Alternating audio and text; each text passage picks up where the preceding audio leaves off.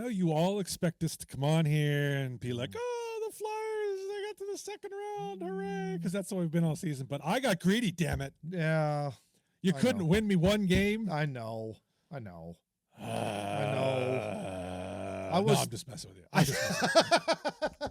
I wasn't expecting a sweep either, Steve. I predicted Carolina in 6. No, but yeah, it just was. We'll talk about it. Yeah.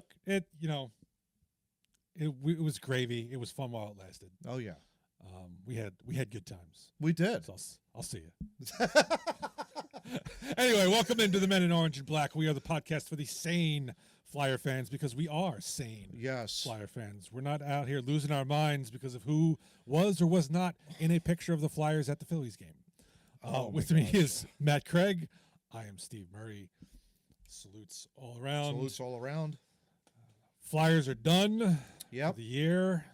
Wiped out by the Hurricanes in the second round. A sweep, unfortunately. Yeah, it kind of sucks because it's like this is our last one of the season, and we probably won't reconvene for it'll be 6 weeks before we preview maybe July 1 when we sign whoever the hell can be in the center and be a net front presence in the freaking power play. Just saying.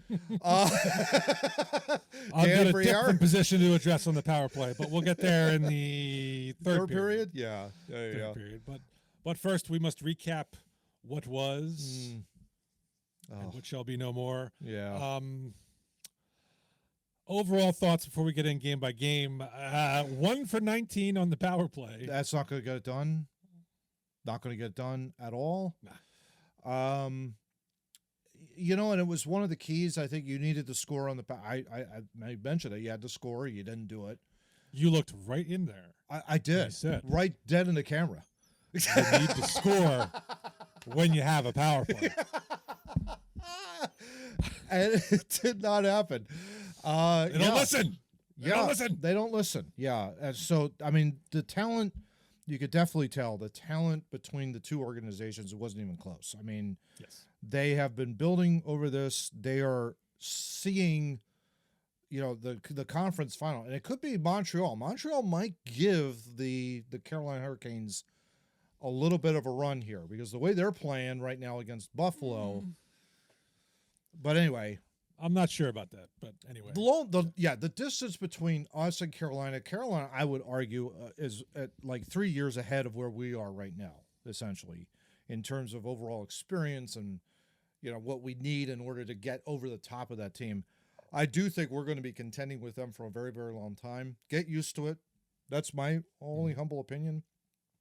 This is going to be the team that you need to beat and consistently in order to get to the next level in your rebuild process or whatever, or to be at least a contender in the Cup final or for at least the Eastern Conference. You have to beat this team, and it's clear that they are they're way ahead of us. So the offseason, it's going to be, I think the way that Briere will probably do it will be a step-by-step process. He's not going to just all of a sudden, bam, dive right in and get the hottest free agent or make a big, we'll see. I don't know.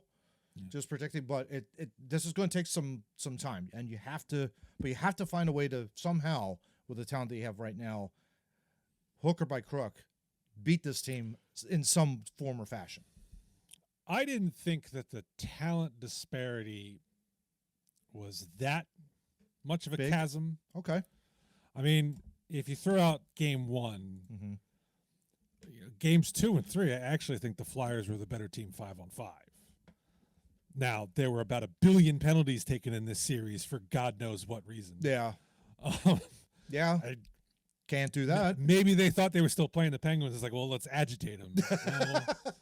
No. Look, there's 2 ways that strategy works, right? One is you get them to take penalties and you're good on the power play, which you're not.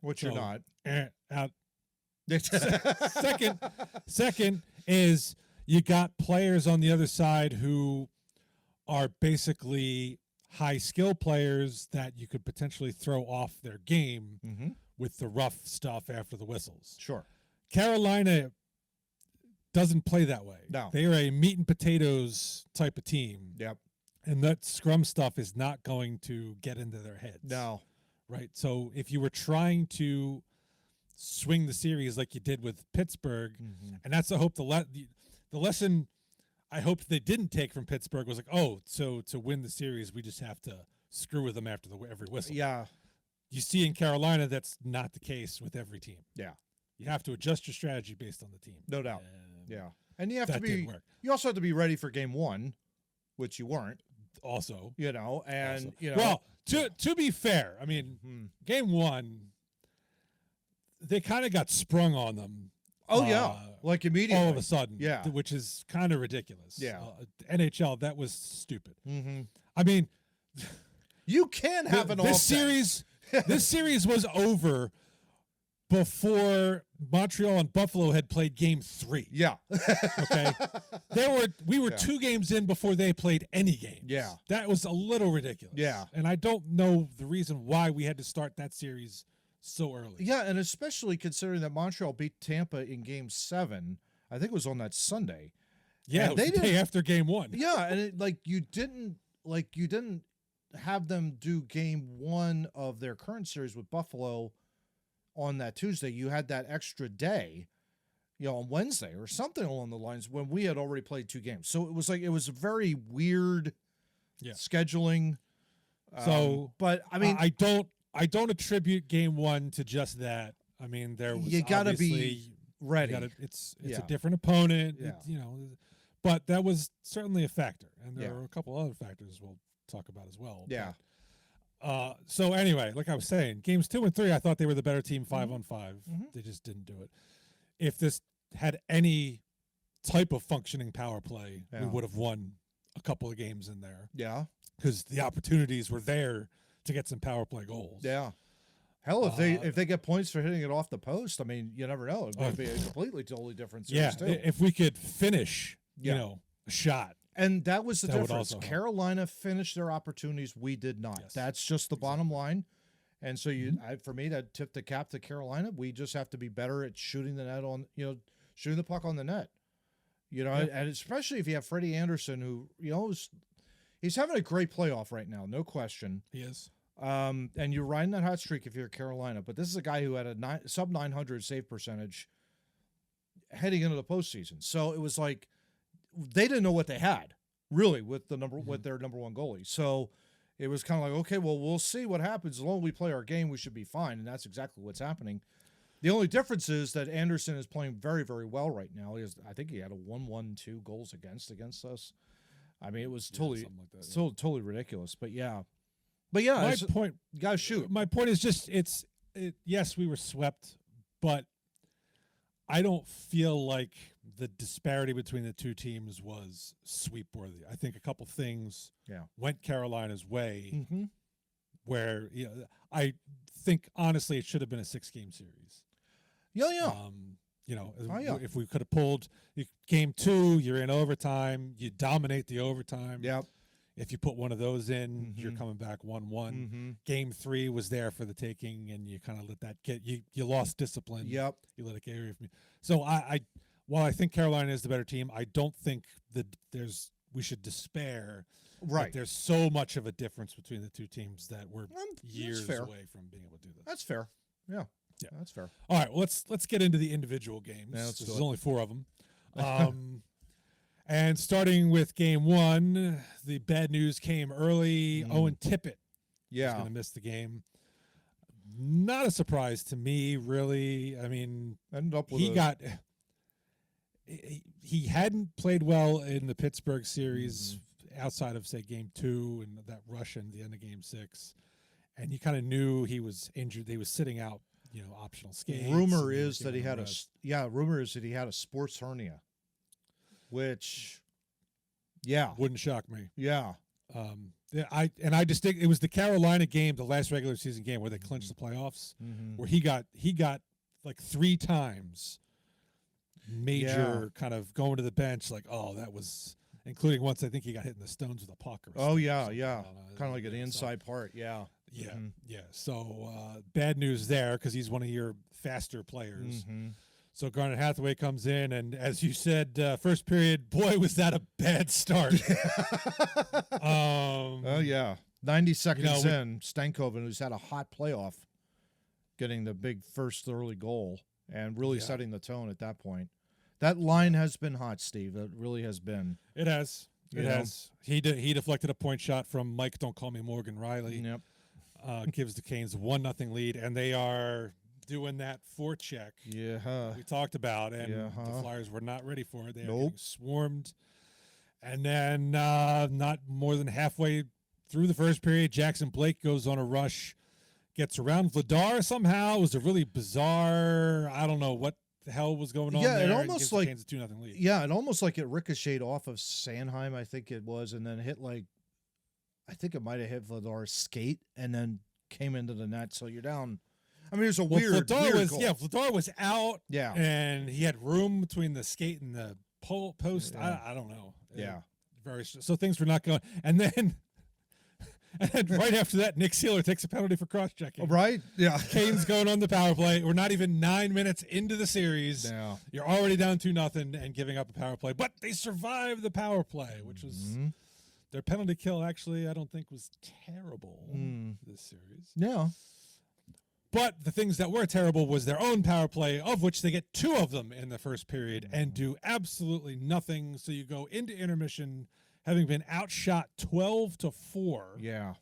And it felt like it could have been way more than that. It felt like 2-0. Yeah, it felt like 22-4, to be perfectly honest, the way that ice was tilted.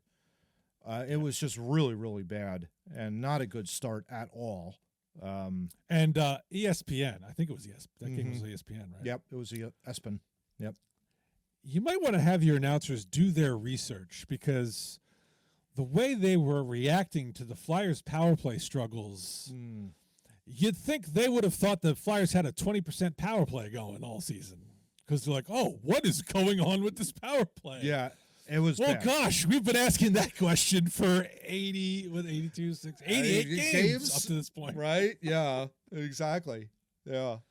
It was just, it wasn't good. It was not a good start at all. No, and it was the worst case scenario that you which you don't want to do in game one. Yeah. Yeah. Right. Second period, things do stabilize a little bit, get things under control. Porter Martone has an absolutely great opportunity in front, but Freddie Anderson decides to trip his ass. So we go on a power play, of which nothing happens. Right. Yeah. Hurricanes get their own 2 power plays, which the Flyers kill off, thankfully, to keep it 2-0. Flyers only have 9 shots through 2 periods, though. Yeah, I mean, not good. Not good. Yeah, again, it goes back to what we said before. You know, you needed to counter Carolina's forecheck by essentially getting into their offensive zone and converting on your opportunities, shooting the puck on net. And you can't do that with 9 total shots through 2 periods. And, by the way, we mentioned Stankoven with a goal in the second period, made it 3-0.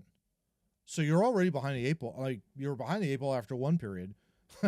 What does this mean? Are you like behind the 8 ball and the cue ball, maybe the 4 ball? I don't know. You're like way behind now at that point, really with a mountain to climb. Not good. Yeah. Not good. I forgot about that Stankoven goal. Thanks for bringing back bad memories. Yeah, trying to help out there. So third period, the Flyers actually outshoot the Hurricanes in the third period, 10-2, but don't get anything on the scoreboard to show for it. Yeah. Partly helped by the fact that they took a shit ton of penalties in that third period, which included Zegras getting a misconduct, but he took Jackson Blake also with a misconduct. Yep. So I was like, that was good.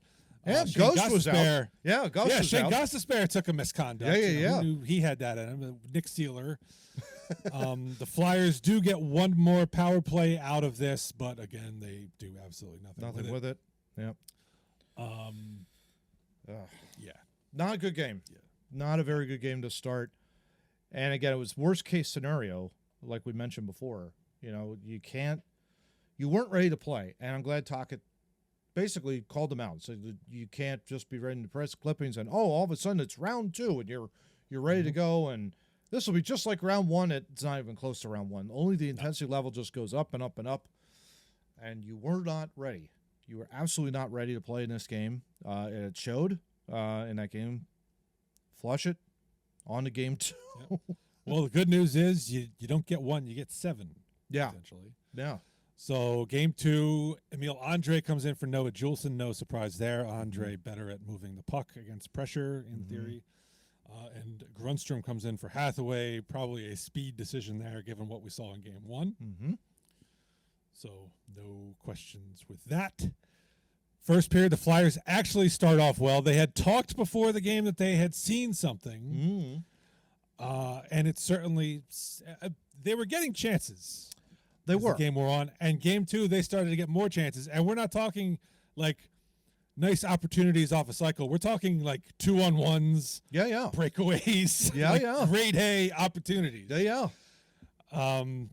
However, despite starting off well, Sean Walker, or no, that is not despite. Sean Walker plays for the team. Forgot about that. So Sean Walker takes a penalty. Yeah. Flyers work the puck to the net. It starts pinballing around. It ends up coming out to Jamie Drysdale, who walks down Broadway and buries one to give the Flyers their first goal of the series. Let's go. That, my friends, is the first time in these playoffs that Carolina trailed. Yeah. If you had not listened to episode last, 16. they never trailed against Ottawa. Yeah, they never trailed. Until then. Yeah, so this was the first time that Carolina had trailed. Yeah.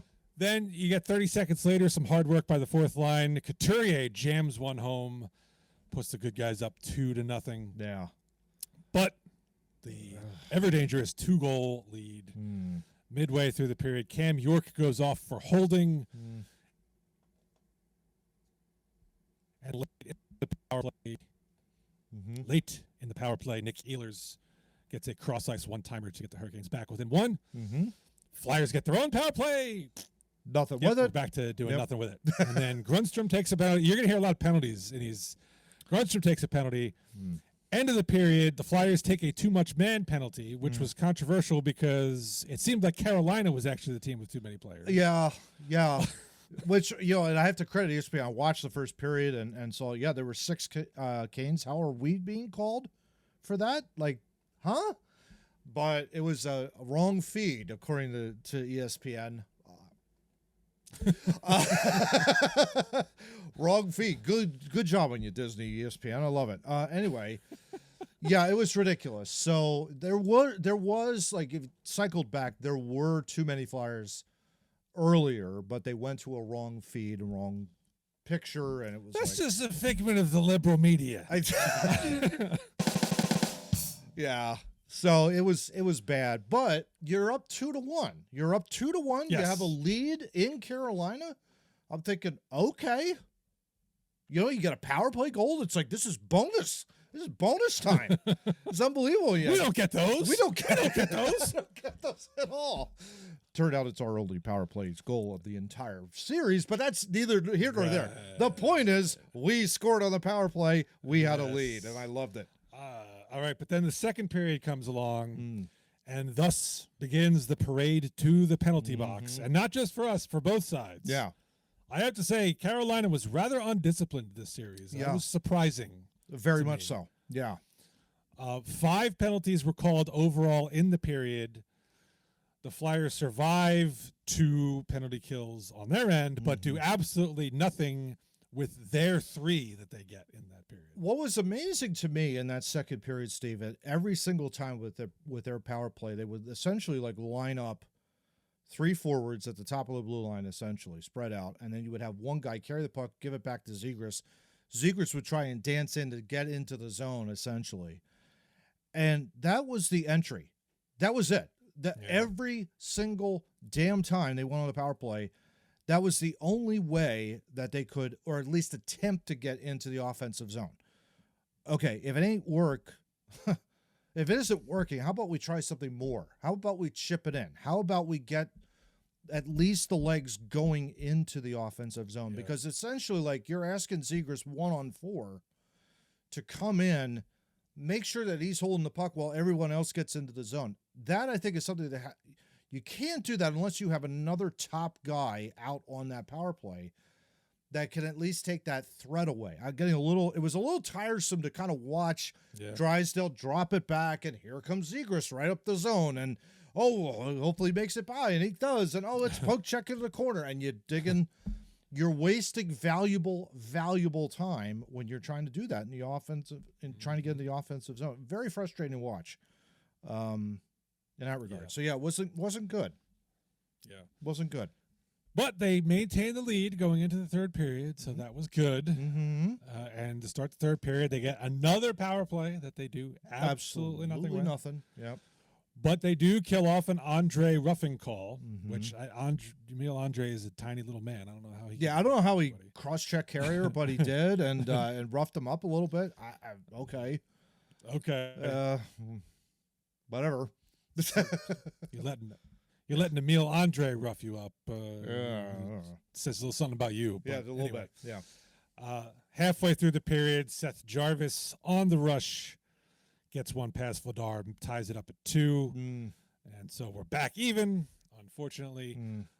Then you have Stankoven runs into Vladar, takes a penalty, which is good. But Vladar evens it up by slashing Stankoven spanking him in the hiney. Pretty much spanking him in the ass, yeah. Yeah. So no power plays out of any of that, which is probably fine because our power play sucks. Oh, yeah, pretty much, yeah. Okay, so we go to overtime. And believe it or not, as I mentioned earlier, Flyers really carried the play here in overtime. Had many, many chances, including some by one Matvei Michkov. Yeah. They get a power play. Svechnikov goes off for hooking, but they can't convert again. Yeah. They end up in this game going 1 for 7 on the power play. Which is, that's what I'm saying. You score 2 out of 7. I don't know what that percentage is. Get 2 out of those 7. Yeah. You win the game. That's like 28%. I mean, that would be outstanding in terms of the power play. Absolutely. For us. Absolutely. 2 out of 7, but yeah. And then the big newsmaker out of this one was Travis Konecny gets a great chance. Wide open. On a breakaway. Yeah. And there is debate on whether or not he actually hit Anderson or if he just missed it. I have heard that it ticked off of Anderson at some point, maybe the pad or something. But the implication was TK just blew it. He missed him on the breakaway. I don't know. And we may never know because ESPN's was this the game where the dude was standing up and every time it panned to the left, his head was like blocking. Yes. And you could see the ads in his hair. Yeah. Sit down. Yeah, asshole. This was probably one of the worst, it's one of the worst arenas in the NHL, I think, for what I understand. It's like they need to renovate it. Essentially like the visiting locker room's horrible, all that kind of stuff. And but it literally, you could see, it was kind of reminded me of the old Joe Louis Arena in Detroit. If you ever watch like some of those games, it's like you're like sitting in the stands as people are standing up and around you. It's like, well, the love of God, will you please sit down? I mean, it's great and all that you love your team, but for crying out loud. But it was hilarious that one guy standing up and the LED billboard going right through his. Oh my gosh, it's unbelievable. But okay, so let's quickly talk about Konecny. I guess intentionally missing. I guess he didn't intentionally. Well, miss. what's implied there? It sounded like what's implied is he just blew it. Well, you have a breakaway and you shoot wide, right? That's the insinuation. Yeah, not the intentionally. Not the intentionally miss it. But okay, he just missed it, and it's like, well, maybe it hit Anderson. I don't know. We may never know because my point was ESPN's camera angle was awful. Shit. Yeah, and you can't see. Yeah. You had no head-on view to see whether or not Anderson actually missed. Literally, we did have a head-on view, to be perfectly honest. Not the head we were looking for. Yeah, right. And you'd think at some point somebody from ESPN would be like, yo, buddy. Sit down. Do us a favor, for God's sakes. We're already bad with our replays. We don't need you in the shot. That kind of a deal. Your fat head is selling beers right now. I just want you to know this. Oh, my gosh. All right, but anyway, the overtime ends when Taylor Hall cleans up a rebound in a scrum, and so the Carolina Hurricanes take Game 2, 3-2 in overtime. Yeah. But that's not the worst news that came out of Game 2. The worst news that came out of Game 2, Noah Cates was done for the series. Sounded like a lower body injury. Officially broken ribs, bud. Broken ribs. Was that Cates? Mm-hmm. Heard it today. the rumor I had heard that York had the broken ribs. Oh, that yeah. I don't know if it was Cam York or if it was Kate. I don't know. somebody had broken ribs. We don't Someone know who, did. but- Yeah, I know Dvorak was playing with a separated shoulder, which I'll have to ask you about. Mine wasn't separated. Mine was fully dislocated. Sounds fun. You don't play with a fully. You don't play dislocated with a shoulder. fully dislocated shoulder. Yeah. No. It doesn't do anything. It just kind of dangles. Oh God. Oh man. Yeah. Thank God I ate like Yeah. 2 hours ago. Anyway, but yeah, I mean, so Kate's out for the series. I thought right then and there, something in my gut, something in the heart just went, oh man, that sucks. That really sucks because you lose a centerman, number one, and you're losing. You're already out Tippett. You're already out Tippett. But not only that, you have your best plus minus guy out for the entire series. And it's like, yeah. At that point, I knew, well, we have to win somehow by hook or crook. We have to have Vladar, one of my keys, right, of the series for the Flyers to win, was Dan Vladar had to steal at least 2, maybe 3 games in the series. And it's like, you needed to lean on him, even more so. And he was already playing a great series. He really was. He was giving Carolina a lot of fits. Despite the volume of shots that guy was facing, he was steady as you come. He was keeping you in the game, all that kind of stuff. So you needed him to steal at least one. You needed him to steal at least 3, really, in the series to get you back in it at that point. And after Kate said suffered his injury. So, yeah, it was really, really bad. So Cates is out. Hathaway comes back in. First period, first game at home, second round in a long time. And they actually do get off to a great start. Unfortunately, Travis Konecny post on another breakaway. Bing. Porter Martone post. Bing. Then you get Rasmus Ristolainen and blast a shot. It actually squeaks through Freddie Anderson's, I don't know, 7-hole or whatever you call this hole. Yeah. But Jacob Slavin stops it on the goal line. Johnny on the spot. Yeah. Yeah, and then Porter Martone gets a great chance from Trevor Zegras, passes across to Alex Bump. Anderson with a great stop, keeps it 0-0. And things get worse. Sean Walker takes a penalty. Nothing. Yeah. Then you get Sean Couturier takes a penalty. This is when Andrei Svechnikov finally gets on the board. He fires one off of. Oh no, he didn't actually get on the board. It was Stahl. Yeah, it was Stahl, but he gets the assist. This is his first point. So he fires it off of Sanheim, off the back wall, back in front, and Jordan Stahl is there to jam it in 1-0. Jordan Stahl is another one. I can't wait for him to retire. Just retire. Yeah, just go away. Damn it. Just go away, damn it all. Please. Hate you. You and Anders Lee, and him. I don't know what's going on there, man. I know. Their guys just like there's freaking slow. Yeah. And Stahl's old, and it's like, why are you scoring goals against us? I don't understand. It's like, help us out. Yeah. Exactly. All right, under a minute left to go. Jackson Blake slashes Tyson Foerster, but Jamie Drysdale interferes with Stahl to negate that power play, and this is where the discipline starts to fall off. Oh, big time. Second period starts. 2 minutes in, there is a delayed call on Carolina, and with the extra attacker, Porter Martone fires one on net, actually hits Andrae, hopefully not in the balls, bounces right to Trevor Zegras, who with a tough shot lifts it over Anderson, makes it 1-1. So that's actually good. Great goal. But the Flyers after that take 2 penalties. They do kill it off. But this is really where it goes. So Taylor Hall tries to take Travis Sanheim's head off into the wall. Only gets 2 minutes after a review for a major. I don't know how you not call that a major after. I mean, the only thing that I could think of was Sanheim was starting to lose maybe a little bit of his edge. He was. But he's falling down this way, so you it's could have let up. Yeah. And he comes in, stick, and he takes his helmet off. Yeah. And this is not the first time this guy, first round, who did he hit with the elbow that got everybody in Ottawa pissed off? Oh, yeah, it was one of their, Sanderson. Sanderson was their, one of their top defensemen, actually concussed and was gone the rest of the remainder of the series. Never cleared protocol after that. And I think that was a game 3, if I remember right. So, yeah, I mean, and Taylor Hall has had a notorious career for doing stuff like this a little bit, I think. Dirty. Yeah. Dirty. Yeah. Well, so he only gets 2 after it was initially announced as 5. So maybe the Flyers lost a little bit of their cool here. The face-off just to start the power play. No. There's a bit of a scramble. Martinook makes a diving play to get it out of the zone. It sends Jordan Stahl on a 2-on-1 with Chatfield, and Stahl passed it over, so Chatfield buries 2-1 shorthanded goal. Yeah.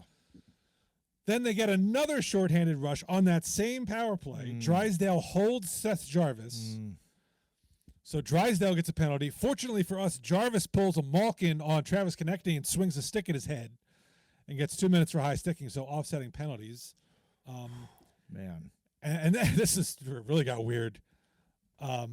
There was an unsportsmanlike conduct call before play starts on the Hurricanes bench. Yeah. Which I think was Rod Brindamore. Yeah, Rod Brindamore was served the bench, was served with a 2-minute minor for yelling, I guess, at the official for I don't know what. I mean, Rod, what are you Jarvis's doing, man? Penalty. That was right. I mean, maybe you didn't take TK for the cross check. Okay. I don't know what he's doing. Like what's going on there? You know? Yeah. So the Flyers get a 5-on-3 out of this for a full minute and a half, and proceed to suck balls. Do nothing with it. Story of the series, right then and there. Yeah. Exactly. All right, and then this is where Christian Dvorak starts his parade. So with under a minute left, he grabs Taylor Hall, who falls down, and so Dvorak apparently gets a roughing for that. Flyers survive that power play, which crosses over into the third period. Devo out of the box gets another roughing call. Now this time he takes Keandre Miller with him, so it goes to 4-on-4, which is fine. Yeah. On that 4-on-4, Cam York gets an interference call on Freddie Anderson, who, I don't know, kind of kicked his leg out. Okay. Veteran move, you know. What are you going to do? Yeah. This is where Svechnikov gets his first goal on a nice one-timer. I mean, there's nothing you can do about that. Yeah. It literally was like off the inside of the post. Yeah. As Vladar's coming across. You're not going to stop that. Nope. So Hurricanes up 3-1 now. Things really getting disjointed. Ehlers, there's collisions. Ehlers gets a breakaway, scores, because they know how to score on breakaways, apparently. And we don't. And then there's penalties get really carried away. Travis Konecny takes a misconduct. Rasmus Ristolainen is wrestling with Shane Gostisbehere. At the end of the day, the Hurricanes go 2 for 9 on their power play chances. The Flyers are 0 for 5. 0 for 5. Yeah. Very undisciplined. So we could go back to the Taylor Hall, call it incident, on Travis Sanheim. A good team takes advantage of those power plays. Yeah. I'm not saying the Flyers aren't, but the inexperience came into fruition there. Yeah. You lose the defense. You lose that offensive draw. It's rushed back the other way, and they convert. I wouldn't even say they lost the draw. I mean, the puck was kind of there for the taking, and it was a great play by Martinook to pry it loose. Drysdale makes a bad play at the line trying to keep it in. Yeah, and he sends you a 2-on-1 with a forward back. What are you going to do? But you're right. I mean, you lose your head there because you're upset because you didn't get 5. Yeah, but at the same is. Time, you had 5 minutes. Would we have been confident that they would have had goals on a 5-minute major power play? I don't know. That was the story of this series, folks. That's what happens. You have to be able. You've been last in the power play each of the last 4 years. 5 years, I think. 5 years? I don't know if it's dead last all those 5 years, but it's last or close to last. So I wasn't really confident that they were going to score on a power play. I was hoping they would. They didn't. But at the same time, that's the type of penalty where it's like, oh man, we got to score this. Yes, This that's isn't the way like you pay somebody back. Game. Yeah. It's not like a delay game in the first period. We're like, oh sweet, we got a power play. This is like, he tried to take my man's head off. We got to freaking make him pay and score. We got to freaking score. Yeah, 100%. Yeah. Yeah. And you did. So no. All right. So facing elimination for the first time in the postseason, Game 4, And Matvei Michkov is scratched. Oh, no. And kind of even more bizarre, though, is who comes in for him. Jet Luchenko. Jet Luchenko. Yeah. Interesting. Yeah, Speed, I guess. Yeah, but you haven't played. I mean, first time he's doing it, so it's like you're at a desperate point, and you have a guy who he's a Russian tank. Well, yes, that's good. He's very durable, but he is slow, and I don't want to hear it. Like, he did not play well. He did not play well, and it showed. And we'll talk about that in the third period, obviously. Yeah. But yeah, I mean, yeah, it's going to be a hot button issue, I'm afraid, during this offseason, my friend. Yeah. Unfortunately, the other one, Emil Andrae, comes out, and another first timer. Oliver Bonk. Yeah. Oliver Bonk. Yeah. I mean, you might as well get the youth in there now. Why not? The hell, right? I mean, why not? What do you got to lose at this point? Right? Yeah, we're going to go down and swing with our youth. What the hell? You know, that kind of a deal. Absolutely. So, yeah. All right, so we start the first period. Flyers take the lead. My boy, Tyson Your Foerster. boy, Tyson Foerster. Yep. A saucer pass from Zegras as he's coming into the zone, drags, dips, and fires, and puts the Flyers up 1-0. That's the shot we've been looking for. Yeah. That hadn't materialized all playoffs. Yeah. So good signs to start. Yep. You know, you're thinking, okay, all right, good. And then Vladar makes a huge stop on Jordan Staal right in front of the net to preserve that lead. Yep. And the Flyers kill off a Porter Martone penalty. So you're thinking, okay, we've got a little juice, got a little energy. They get their power play. You're like, and they hit a post. Yeah. Too many posts. Too many posts. Too many posts. Too many missed Inside, opportunities. not the post. We're not playing post, guys. 8-5 in shots. It's only going to get worse from here. Yeah. Unfortunately. But they have lead 1-0 after one. Yeah, after one, it was, Sweet. All right, and they kill off an early penalty in the second period. Then they get another 5-on-3 with Jordan Staal and Sebastian Aho both in the box. And once again, it was terrible. Yeah. Yeah, I mean, it's not good. It's like, this has to be solved. It's like, you know, I hear, they're going to have a seminar. It's more than a seminar. You need a freaking summit.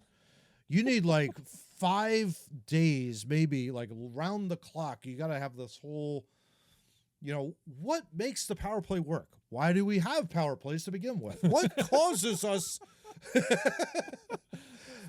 How do we increase our? Let's put in some LinkedIn buzzwords. A power play is when you have five players and the other team only has 4. 2-on-1. Let's talk about passing. Let's talk about shooting on net. Let's have more players get to the puck than the other team does because you can afford that. You know, little things like that. Yeah. Yeah, these are the opportunities you have to take advantage of. You obviously didn't. It was the story of the entire series. And it ended up biting you because, like, you have a Ristolainen penalty, and then after that, kill off, which they do, but it leads to another Jackson Blake goal, right? I mean, we'll Jackson here, Blake, son of Jason Blake, if I'm not mistaken. Yes, correct. Yes, I didn't like Jason Blake. Oh, I don't like Jackson. So I don't either. like his son either. Good, yeah, good, because he off a face-off, he circles to the wall, throws it. It's kind of a seeing eye shot. Sneaks by Vladar, makes it 1-1. Yeah. And then about 30 seconds after that, Mark Jankowski, who was apparently just rewarded with a brand new contract today. Oh, good for him.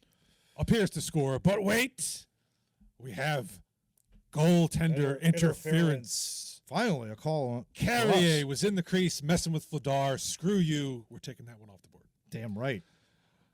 Yeah. Then Garnet Hathaway makes his presence felt. He gets an enormous chance on a 2-on-1 to give the Flyers the lead back, but Anderson kicks the pad out. Really good save. Good save there. Yeah. Nothing you could do about that. But the Flyers only have 9 shots through 2 periods. That's the bad sign. That's not good. You know, started the game good, but now we're bad. We're bad. It's bad. Yeah. It's bad. Okay. It's bad. All right. Third period, about 5 minutes in, Taylor Hall to Stankoven yet again. It was a 3-on-2. Makes the Hurricanes take the lead. Mm-hmm. Alex Bump was a little bit slow on that back check to get to Stankoven. But he redeems himself because he responds. Travis Konecny puts a good forecheck on K'Andre Miller. He does not get along with K'Andre Miller. For some reason. No. Two of them had some bouts through this series. I have a little history. Yep. Yes, but history? I don't know. Well, do you know history something I now. don't? Yeah, history now. Well, history now. Yeah. TK gets the better of him on this occasion, fires it out to Alex Bump, who puts it in, ties the score. Mm-hmm. But by the end of the third period, the shots are 36-15 in favor of Carolina. So that's a more than 2-1 shot advantage. Wow. Yeah, I mean that's crazy because you think of it, Steve. The Carolina Hurricanes have 15 total shots in the second period alone, and we mustered 15 throughout the entire game in regulation. Yeah. Not good. Yeah, not good. No, not at all. Yeah. All right, so you wonder if the steam was running out at this point. I think so. Carolina controls the overtime, which I initially was like, all right, because what did I say last episode? He who controls the overtime loses. Yeah. Yeah. Pittsburgh found that out. Yeah. We found that out in game 2 because Yeah. we dominated the overtime and lost. Yeah. But alas, it was not to be on this night. Off the rush, Jackson Blake yet again gets a high shot on Vladar, really close to the mask. Yeah. So it's a good place to put a shot because you can't really get the glove. You literally have to do this. Yeah. He gets a glove on it, but it ticks off of it. Yeah. And just kind of bounces in. Yeah. And just like that, the season is kaput. Over. Yeah. 4-game sweep. Carolina moving on. Flyers end their season. But the reaction by the fans afterwards. Yes. Absolutely. I think we got to give Fantastic. much props to that because that is exactly golf clap. What we want to hear. Yeah. We'll do that right there. It was that is exactly what we need in the city. Like, they're believing in the entire rebuild. And the fact that this team clinched third in the division, won a round of playoffs, no one ever thought that. No one ever predicted that at all heading into this season. It sucks that you got swept out in the second round, but if you're going to get swept, it would be by Carolina. And you know what? You played them tooth and nail, despite the fact that your power play was god-awful. It was absolutely atrocious this entire series and playoff series long and regular season long and 4 seasons prior to that bad. You were a second-round playoff team. That is remarkable stuff. It just goes to show that, which we'll go through our end-of-season report cards. I'm really looking forward with you there, Bud, in the second period. What a remarkable turnaround for a team that was left for dead. Some people in this town wanted to blow them up at the end of January because his Eagles lost and everything. And, I will always throw him under the bus, Steve. I will always throw him under the bus for his ridiculous jumping on and off of the bandwagon. Get out of here. Get out of here, damn it. It's ridiculous. Damn it all. He's good buds with Eric Robinson of the Canes. Oh, right? good for him. Yeah. I think they played hockey together with Johnny Gaudreau, the three of them. Really? Yeah. Really? Yeah. So, yeah. And he's a Sydney lover. He's a Sydney lover. I know. Makes it worse. All right, but to the true fans that stuck around all season long, good ups on the ovation that they gave at the end of Game 4. That was fantastic to hear, and it was instantaneous. Yeah. It wasn't like when they were doing the thing with the raising the sticks. It was right after the game ended. Yeah, literally like 20 seconds after the horn sounded. Let's go, Flyer. Love it. Which was fantastic.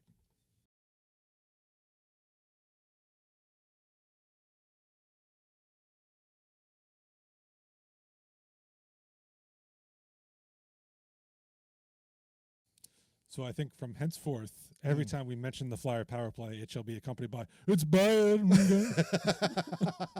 It's bad. Power play's bad. It's bad. It's bad. You think it's funny? Watch a power play. It sucks. Hopefully, for God's sakes, Danny, you can fix this because this has been so painful to watch over the last 5 years, and I cannot believe I'm saying that. Yeah, we'll talk that in the third period. But For the second period, what we're going to do is the end of season report cards. We did mid-season. We did. And Matt was kind enough to go through and look at the video we did because I didn't have the patience to do that. Yeah, well, figure out how we graded these guys at the middle of the year. Yeah, we should also go into the. Well, yeah, go ahead. I'm sorry, I'm interrupting your I promo. was going to say now we're going to come back at the end of the year and see how they went over the full 82 plus games that they may or may not have played. Yeah, and we should also probably mention too that we are not doing like a Portimar tone. Or a lot of guys that played like under 40 some odd games, so you're going to be missing the criteria I had for listing the players in the list that I created here on our outline. You had to play at least half the season. There you which go. Was 40. I think I cut it off at 42 games. Yeah. And also, if you were traded away, Bobby Brink. Yeah, because you didn't end the season here. No, you did not. We traded your ass, so there you go. There you go. Is he playing for Minnesota? That's a good question. I'll have to look that up. I would imagine he is. Let's see here. I had heard a rumor that he was stretched. Let's see. Pulling it up here. See if he's played 4 games, and he has an assist right now. So he hasn't played all the games. So he hasn't played all of them. No. Interesting. Yeah. So there you go. All right. So let's start with the forwards. I'm going in alphabetical order because there you go. So we start with the all-important Rodrigo Abols. Yeah. End of the season on IL, basically Yes. on the injured list with a broken ankle, if I remember correctly. I don't know that they ever came out and admitted it was a broken ankle, but you could tell it was a freaking broken ankle. Oh, yeah. You saw it on. That was at the Rangers, right? Yeah, I think it was. Yeah. End of the year, 3 goals, 7 assists, 10 points, -1. Didn't see action for the rest of the year. I gave him a C+. You gave him a C- at the halfway point. I did, and I don't think he played much beyond the halfway point, so I'm not going to change my grade. Yeah, I think I would probably I hate to downgrade him to a C, which I think I will do just because of the injury. Ooh. Harsh. It's just only a half point, though. Harsh. I mean, it's pretty brutal. I'm calling you out for an American Disabilities Act violation here. Right? Exactly. You shouldn't be able to dock guys points for who are injured. All right. I guess I'll keep it at a C+. Well, look, I gave him a C- at the midseason because, and I recall this is because the fourth line was absolutely horrible. Yeah, god awful through the first part of the season. Mm-hmm. And he was the center on that line, and I don't think he performed as we had hoped he would. Mm-hmm. And so he got injured, so he didn't really do anything the rest of the season, so I'm just going to keep him where it was. There you go. That's totally fair. Whatever. Right, next. Next up, Denver Barkey, who was a midseason call-up and hence did not have a midseason grade. And he did not. No. So we're making this up on the fly. Let's go. Let's do it. So incompleteness. No, kidding. He started out terrific. A great opening game in Madison Square Garden against the Rangers. 2 points, I believe. Yes. Mm-hmm. So we were thinking 2 points game per player. Well, he didn't really do that. 43 games played at 5 goals, 12 assists, 17 points, -6. He didn't keep up the Gretzky pace? Come on. He did not, unfortunately. F. No. I give him a B. Yeah, I think I would probably give him maybe a B- only because of the hot start and where'd he go. But what a spark, though. What a spark of a player. I mean, really, he came in with a lot of youthful energy, was all over the place, hounding people left and right. Was a really good forechecker as well, kept the play alive in the offensive zone a lot of the times. Yeah, he had his struggles. Just you're a small guy coming to the NHL. It's going to take some time.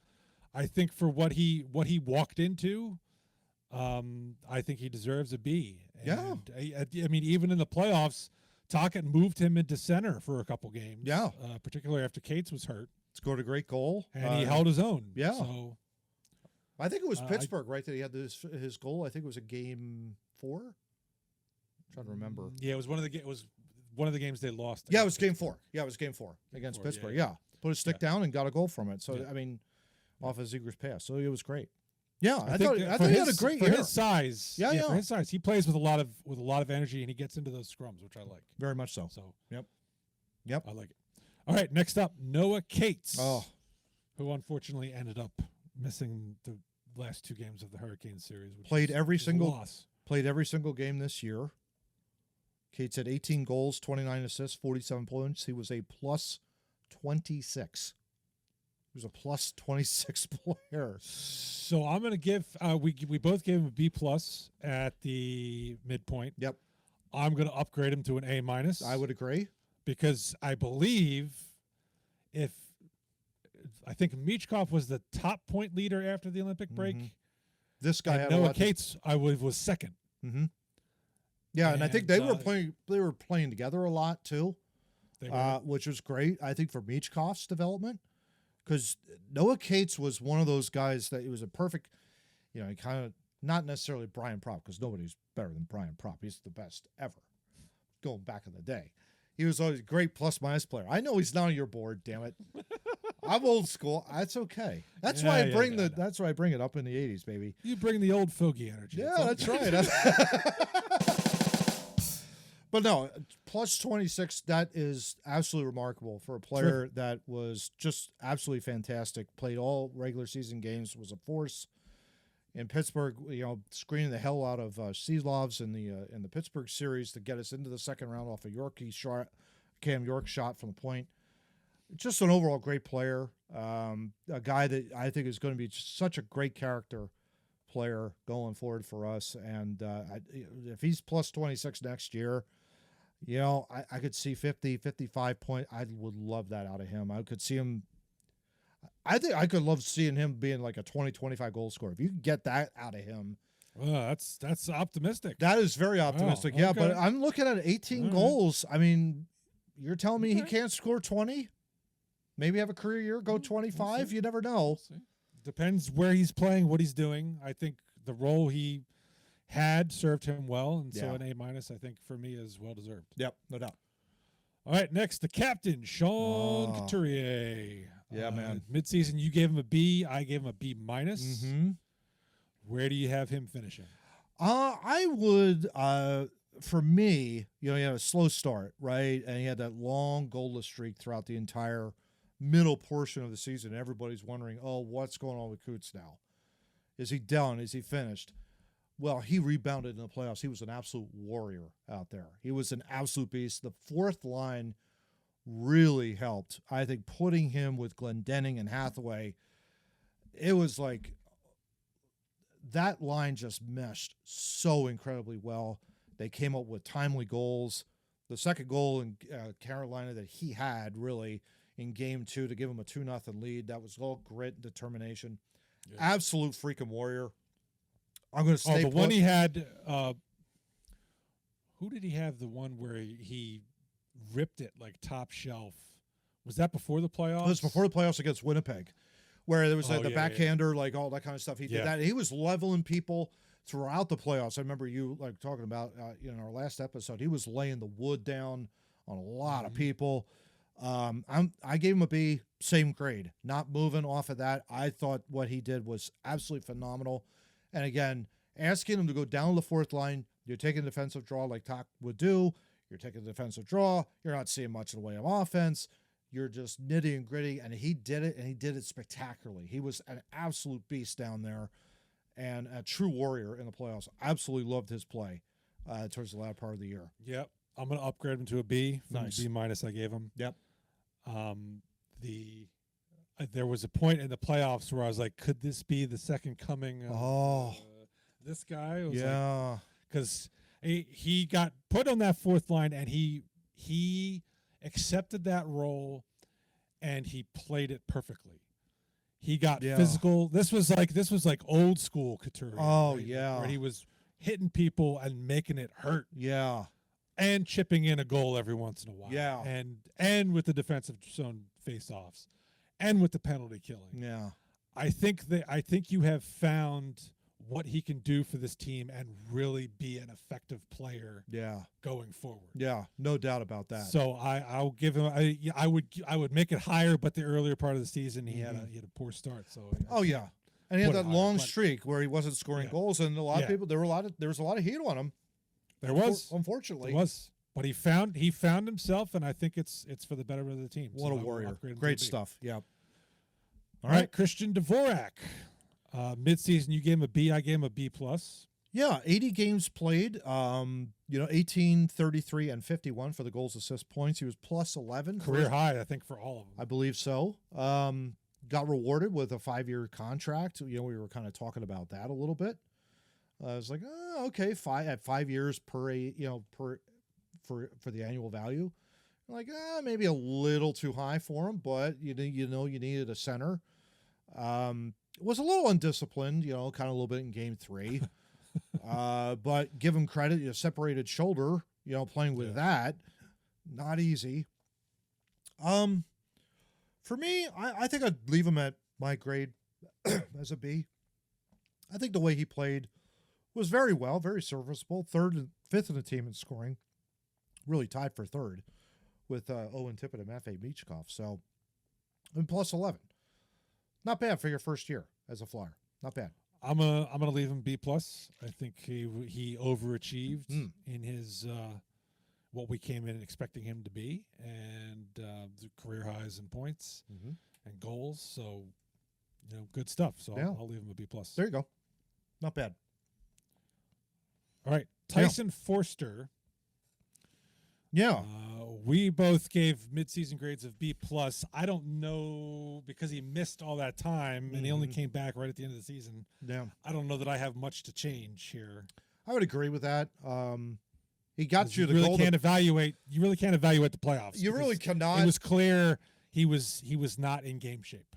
He was not. The time away, just rehabbing from that shoulder, arm injury, whatever he suffered through. Clearly, I think the guy, though, he finished the year with 13 goals. I think he was on his way to a 30. I really do. Maybe I'm sure he was. 25, 30 goal season. You wonder what this team would have been like on the power play if he was on there during that stretch of time when he was away. Yeah. Because I think you wonder what they would have looked like in January. Yes. With this guy on the roster. Yes, exactly. You go through that 5-6 game losing streak, and you're missing his offense, and more importantly, too, his defensive capabilities as well. And we talked about him, of course. I think it was a couple episodes ago that he might be the next captain. Has that kind of quality to him. Eric Johnson was like, yeah, it could be a future captain of the Flyers. Oh, okay, might be. I don't think you can move off the B plus that I gave him as well. Very unfortunate injury that he missed that amount of time, but yet at the same time, he did come back. Towards the end of the year, he comes up with a huge shootout goal against Carolina to put you into the postseason for the first time in 6-7 years. So, good on him to do that. So, yeah, great player. Good young player. All right, next, a young player, Nikita Grebenkin. You had him as a C minus midseason. I had a C plus. Yeah, he kind of fell off the radar there, bud. 55, but he also was hurt as well. He was hurt at the end of the year. Yeah, 4 goals, 10 assists, 14 points. He was a -7. Had some good grit. 3rd, 4th liner, but the 4th line wasn't producing either. Yeah, I'd probably just give him a C to finish out the year. I would upgrade that. Yeah, I know would agree. Yep. I know he ended on an injury. I think there's more to get out of him. Mm-hmm. I don't think ultimately he's more than a 3rd line type of guy. Mm-hmm. But for what he gave you, I think it was average. So yeah, I'll take that. Nothing wrong with that. Yep. And Scott Lawton's no longer in Toronto, so we win. Probably why their GM no longer has a job. Yeah, we win on that too. So there you go. Yeah. All right, my boy Carl Grundstrom. Yeah. Mid-season, we had a B plus, and I had given him an A. He came in and scored like 7 goals right away. Yeah, finished with 9 on the year. 4 assists, 13 points. Had 47 games played. He did again disappeared. +7.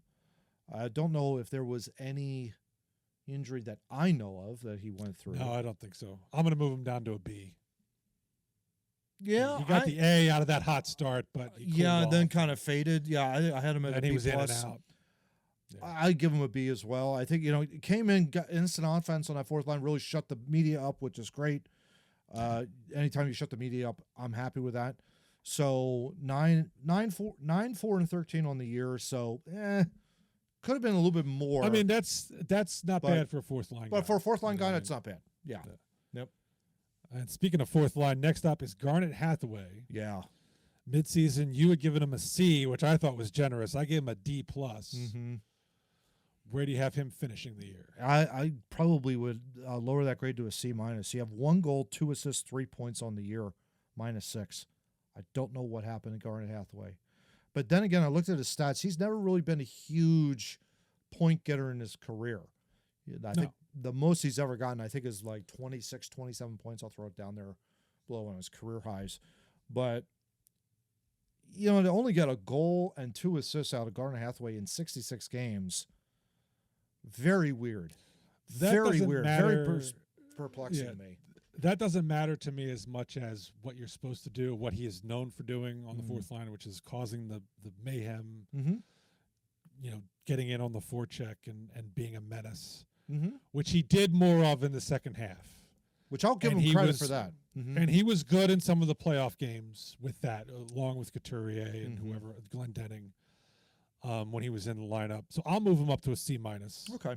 You know, the first half of the season really drags the grade down, but I think Mhm. he really did pick it up towards the end of the season, I have the same which was grade. good to see. So maybe next year, hopefully he can keep it up for the whole season, Yeah. and not have such a slow start. Yeah. Indeed. All right, big one coming up here. Travis Konecny. Yeah. Midseason, you had him as a B. I had him as a B-. So he finishes the year 27 goals, 41 assists with 68 points, leads the team, plus 14. You know, had a very slow start at the beginning, came on, started to pile up the points towards the end of the year. Had a so-so playoff, I would say, not up to his standard. No. I have him as a B. I think,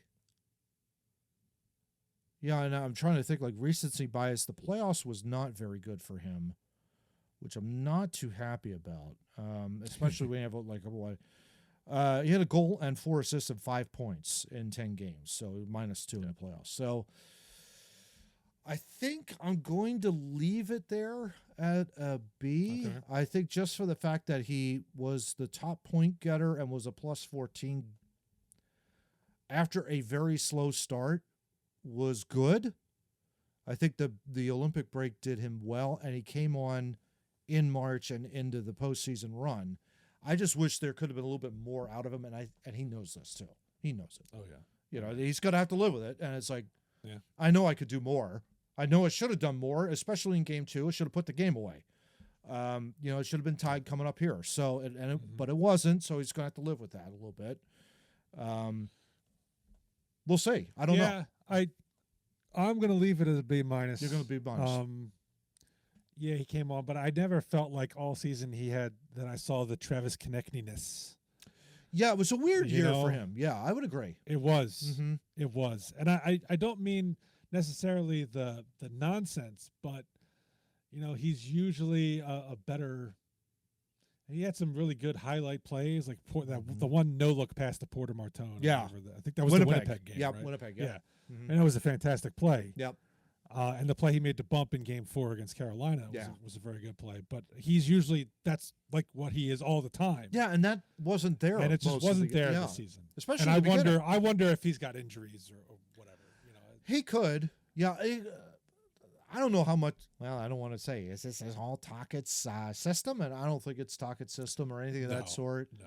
He's been around the block. So it's like the slow start. He needs to get off to a much better start, I think, for next year. But I like the way he finished. I do like that. I think we have to give him credit for that. And I think you are giving him credit for that. Yeah. So, but I see where you're coming from with the B- grade, too. I'm with you on that. Yep. Yeah. All right. Big one. Matvei Michkov. We both had him as a C mid-season. Yeah. I think I'm going to leave it there. The same. He had a much better second half, particularly after the Olympic break really came on. Yeah. But then he really did not turn it up in the playoffs. He got massively exposed in the playoffs. Yes. I would say. Yes.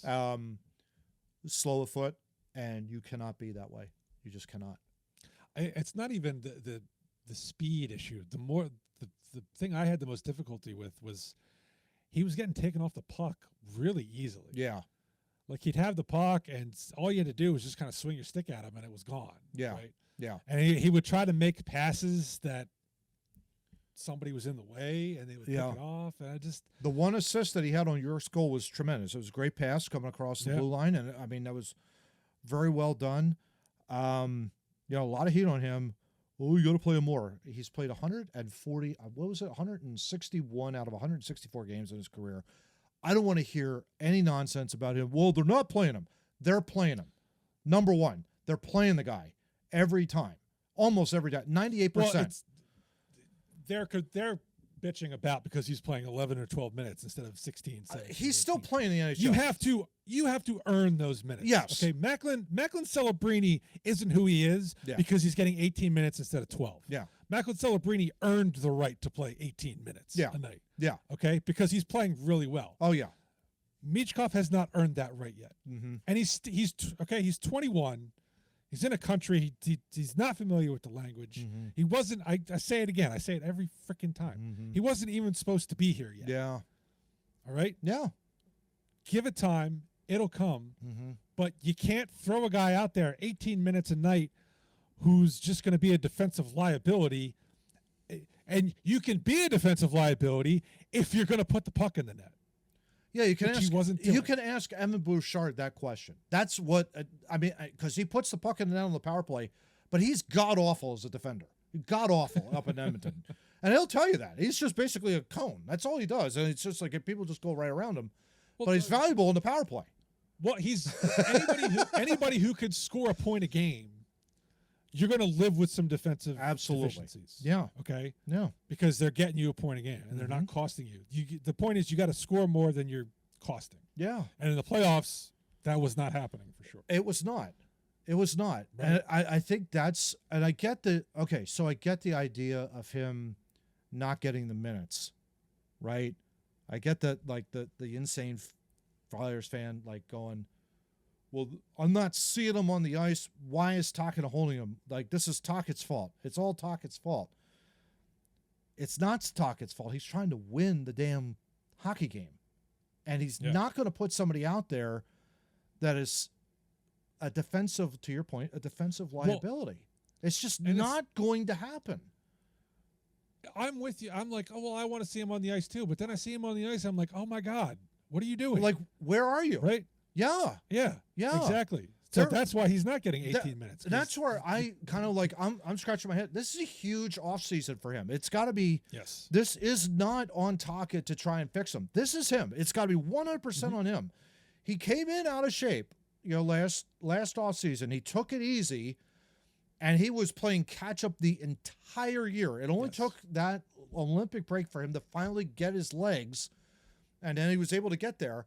But, boy, when the playoffs started, it was like a brick wall, and he just, like, slammed right into it, and you did not see him at all.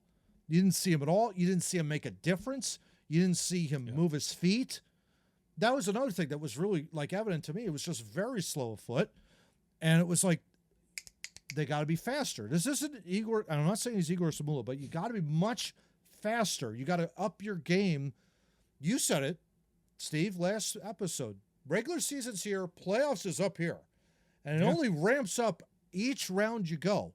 You can't just sit there and say, well, okay, this is regular season game 65. I'm just going to coast and take it easy.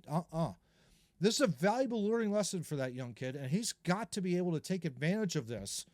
And knowing his moxie and knowing what he does off of rebounds like this, I am really excited to see him turn the corner and prove it and shut everybody up, because I'm sure he's tired of hearing it through like his translator or whatever the case is. Look at all these people talking about you. Look at all this. Look at all that. And he's like, okay, fine.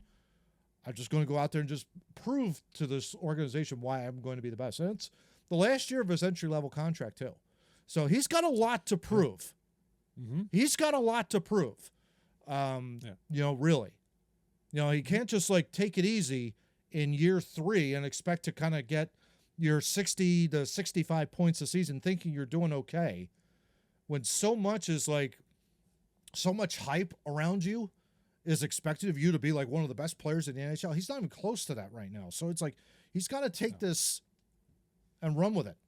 He's got to As a run young with it. guy, it's the path is there. Yes. But it is on him to take the step. Yep. 100%. He's got to figure it out. Yep. Absolutely. Yep. So, but even in a bad year, what we all like, oh man, this was a terrible year, and he still was like what 50 some points. Yeah, 50. Yeah, 20 goals and 31 assists, and he was even. That's not not bad bad for a crappy year. That's not bad. Okay. I want to, but I want that better year. Oh, absolutely. Right? We all want that out of him. Everybody, not everybody, but you see sophomore slumps all the time. Mm-hmm. You come in your first year, and you're good, and you think, all right, I made it, and then the second year is a challenge, and it's the third year is okay. Take that step now. Yeah. Now you've seen you got knocked back a little bit. Mm-hmm. Let's go forward. Let's do it. Yep. Let's go. All right, 2 more here on the forwards. We got Owen Tippett. You and I both gave him a B- at midseason. Well, I think he unlocked his potential there, bud, because I think Yeah, that's why. I'm going to push him up. I'm going to push him up to a B+. He finished the year very strong. Put the team on his back for a stretch. 100% he did. Yeah, I would agree with that grade 100%. Led the team in goals, 28. Finished the year with 51 points, but he's a goal scorer. Yeah. You wanted him with 30, and I was so ashamed. I was so sad that he didn't get 30 for you at the beginning part of the year. I know that was one of your predictions. If he would have started better, he could have had. If he didn't take off the last game, he could have scored 2 goals against Montreal. You never know, that kind of a deal. But it was. I mean, he was hurting. Yeah, and he was hurting, and I think that sports hernia was hurting him for a long, long time. I think that. Yeah, there a lot was expected of him, and especially you're playing back-to-back games in January, and then you're going into March. You got another back-to-back. For hopefully next year this starts to even out a little bit, spreads out a little bit more, which I think it will, and they'll be able to get some rest. But yeah, I mean, that I think was a factor. But man, he turned it on in March. Man, he was phenomenal in March. And the best part, he was physical. Yeah. I love when he gets physical because he can really hit some people. And I enjoyed watching him hit people. That was fun. Great shot. Wicked of a shot. Remember that one goal against Minnesota? He took the old school John LeClaire shot. That was awesome, man. I love that blast goal. Off. Yeah. Chunky blast offs. All right. Last forward we got here. Trevor Zegras. You had him at an A-. Midseason, I had him at an A. I think I'm going to take him down to a B+. I'm going to keep the A- grade. I thought he did well. I think he did slip a little bit second half of the year. I think coming off the Olympic break. But I think after the Anaheim game, he kind of fell off for a little bit. He did. On a little bit of a slump. Yeah. And he was not the second half of the year ever kind of the same force he was in the first half. Yes. So that kind of evens things out a little bit for me. Okay. Wish I could have seen a little bit more of him in the playoffs, but yeah, a lot was expected of him too, and I think he answered the call throughout the entire year. I think he'd played very well over in total, and so a B+ I think is well deserved. Mm-hmm. Yeah, for me, I'm keeping the grade as is. You don't have him in the lineup. I don't know if this team makes the playoffs, to be perfectly honest, offensively. Oh no, absolutely. Yep. So, a good piece that you could build around. Like I mentioned, I've said it before ad nauseum. He's revitalized his career here. He played 81 games, as most he's ever played. He wasn't hurt. Only time he came out was in game 82. Most goals he's had, most assists he's had. He's a great player, young player you could build around. I think there'll be some things where he'll learn. He's only going to get better and better each and every year. He's a restricted free agent. Flyers are going to sign him. That's not going to be an issue. They're not letting this guy go, that kind of a deal. So it'll be interesting what kind of contract they will offer him, though. But what a great year, and what a way for him to embrace the city as well. Mm-hmm. And the people embraced him back. So, yeah, great stuff. All right, let's shift to the defense now, and still in alphabetical order. We're going to go Emil Andrae first. You had him as a B midseason. I had him as a B-. Yeah. I think I'm going to take him down to a C+. Yeah, 2 goals, 11 assists, 13 points, but it was a plus 15. That's not bad. That's not bad for a defenseman of his caliber. I think that might be leading all defensemen now that I think about it. Sanheim's plus 12. Risto's plus 10. I don't see many other defensemen on here that had a higher rating. So, but I'm with you too. I had him at a B grade. I think I will take him down a peg to a B minus. I wish there could have been a little bit more out of him. That's I mean, what I wish I could have had more. If you can't fend off Noah Juleson to stay in the lineup, you're not doing.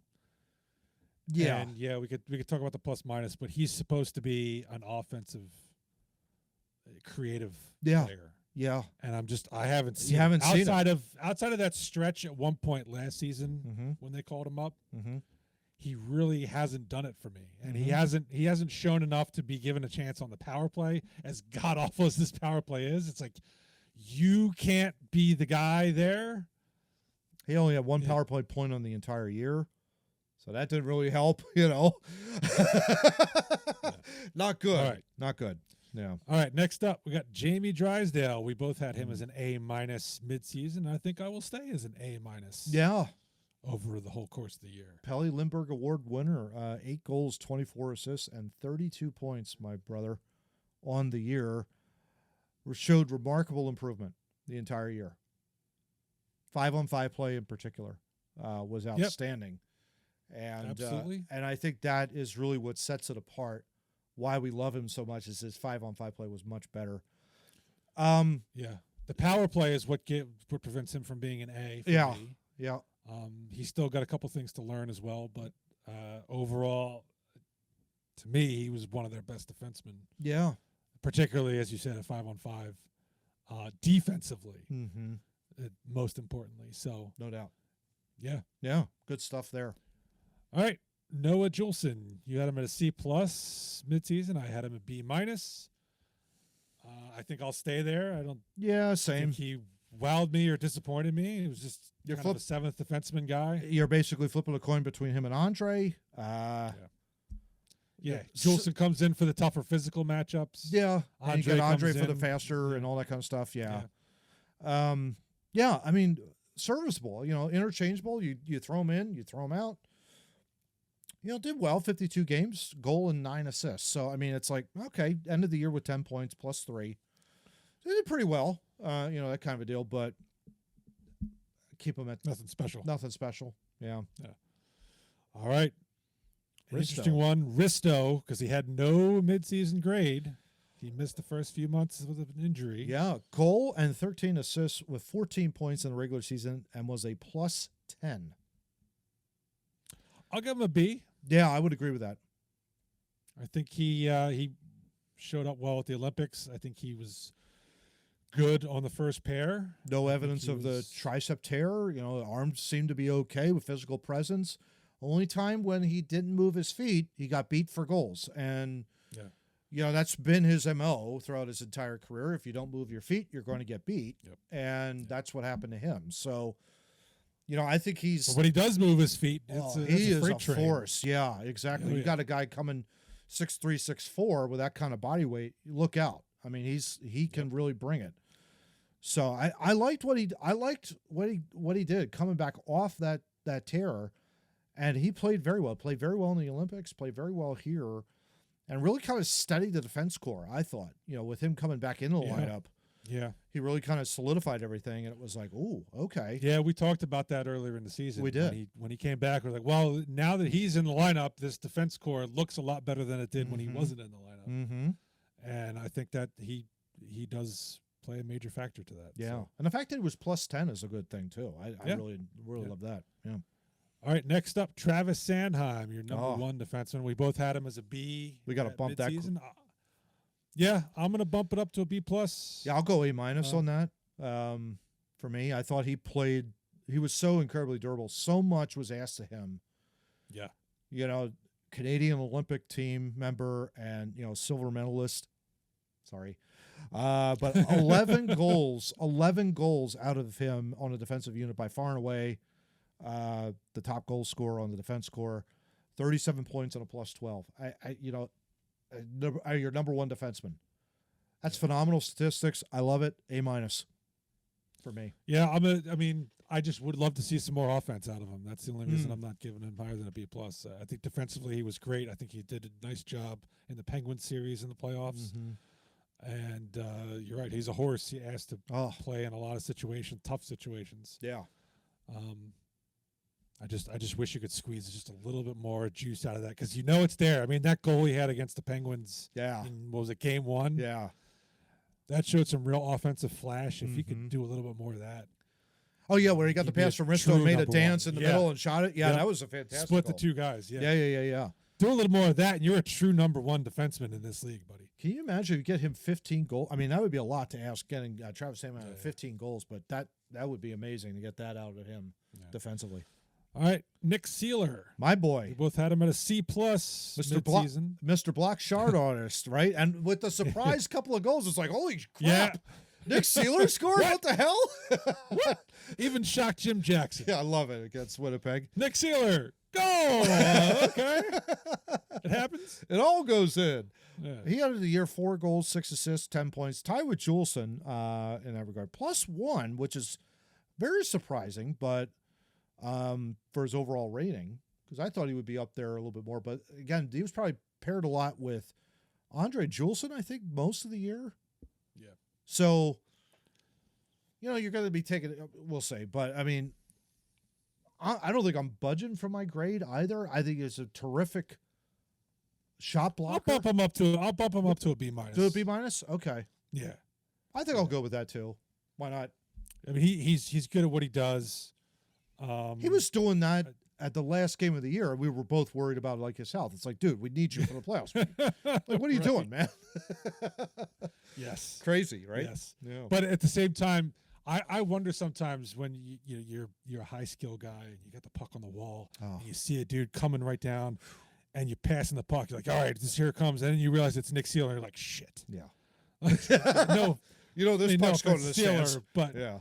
It's like he doesn't score goals that often. Yeah, exactly. So it's like, yeah.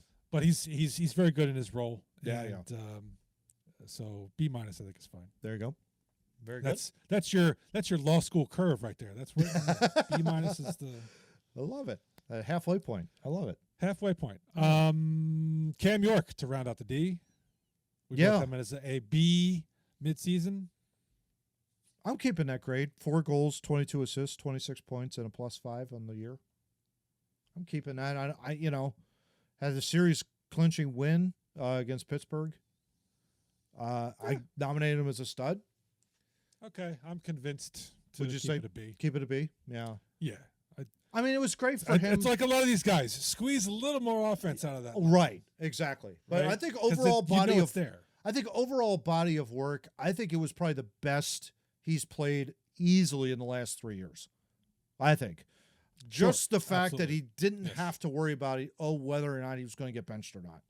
Yes. That's a huge weight off his shoulders, and he responded. And he responded had a very good year. Played alongside Drysdale, and I think that was an interesting pairing. I don't know if necessarily I would want to keep that going forward long term. But the way he responded, the way he came back year 1 after signing a big contract, 5 years, I liked what I saw out of him. I really did. I thought with him getting the game winner, series clincher against Pittsburgh was so cool and so great for him. And what a great story that he had. Throwing his stick in the stands, nearly decapitating a fan. It was great. Worried about a lawsuit. Who the hell knows? Yeah, that kind of deal. All right. Going to goaltending now. Yeah, We're going to man. go Dan Vladar. You had him as an A+ midseason. I had him as an A. 8 moving. I'm pumping that up to A+. Yeah. We were wondering, could he carry this through to the end of the year? And he did. And he did.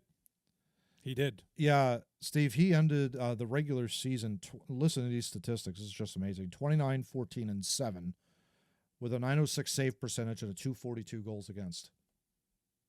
For a guy who was basically a career backup to that point. That is amazing for him to have that. What a career. What a year. Now, the question is, do you sign him? He's got 1 year left heading into this next year. Do you income to a 3-year? I don't know. Right? I wouldn't mind. Yeah, go for it. He wanted to be here. He wanted to come here. You know, he played well. Yeah. There's nothing to suggest he's going to fall off. The guys who you are going to be counting on when the time is right to be competing for a cup are probably still 2 or 3 years down the road. Yep. So, yeah, why not? Why not?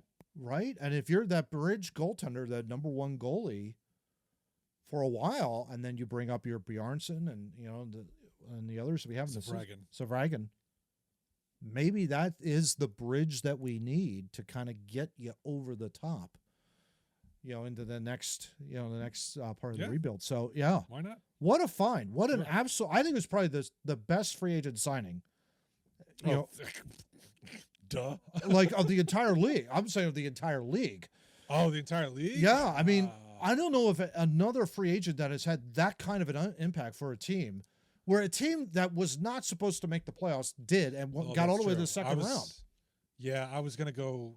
The only person I could think of free agent wise was Marner, but Vegas. But was Vegas is already. a contender. Yeah. Yeah.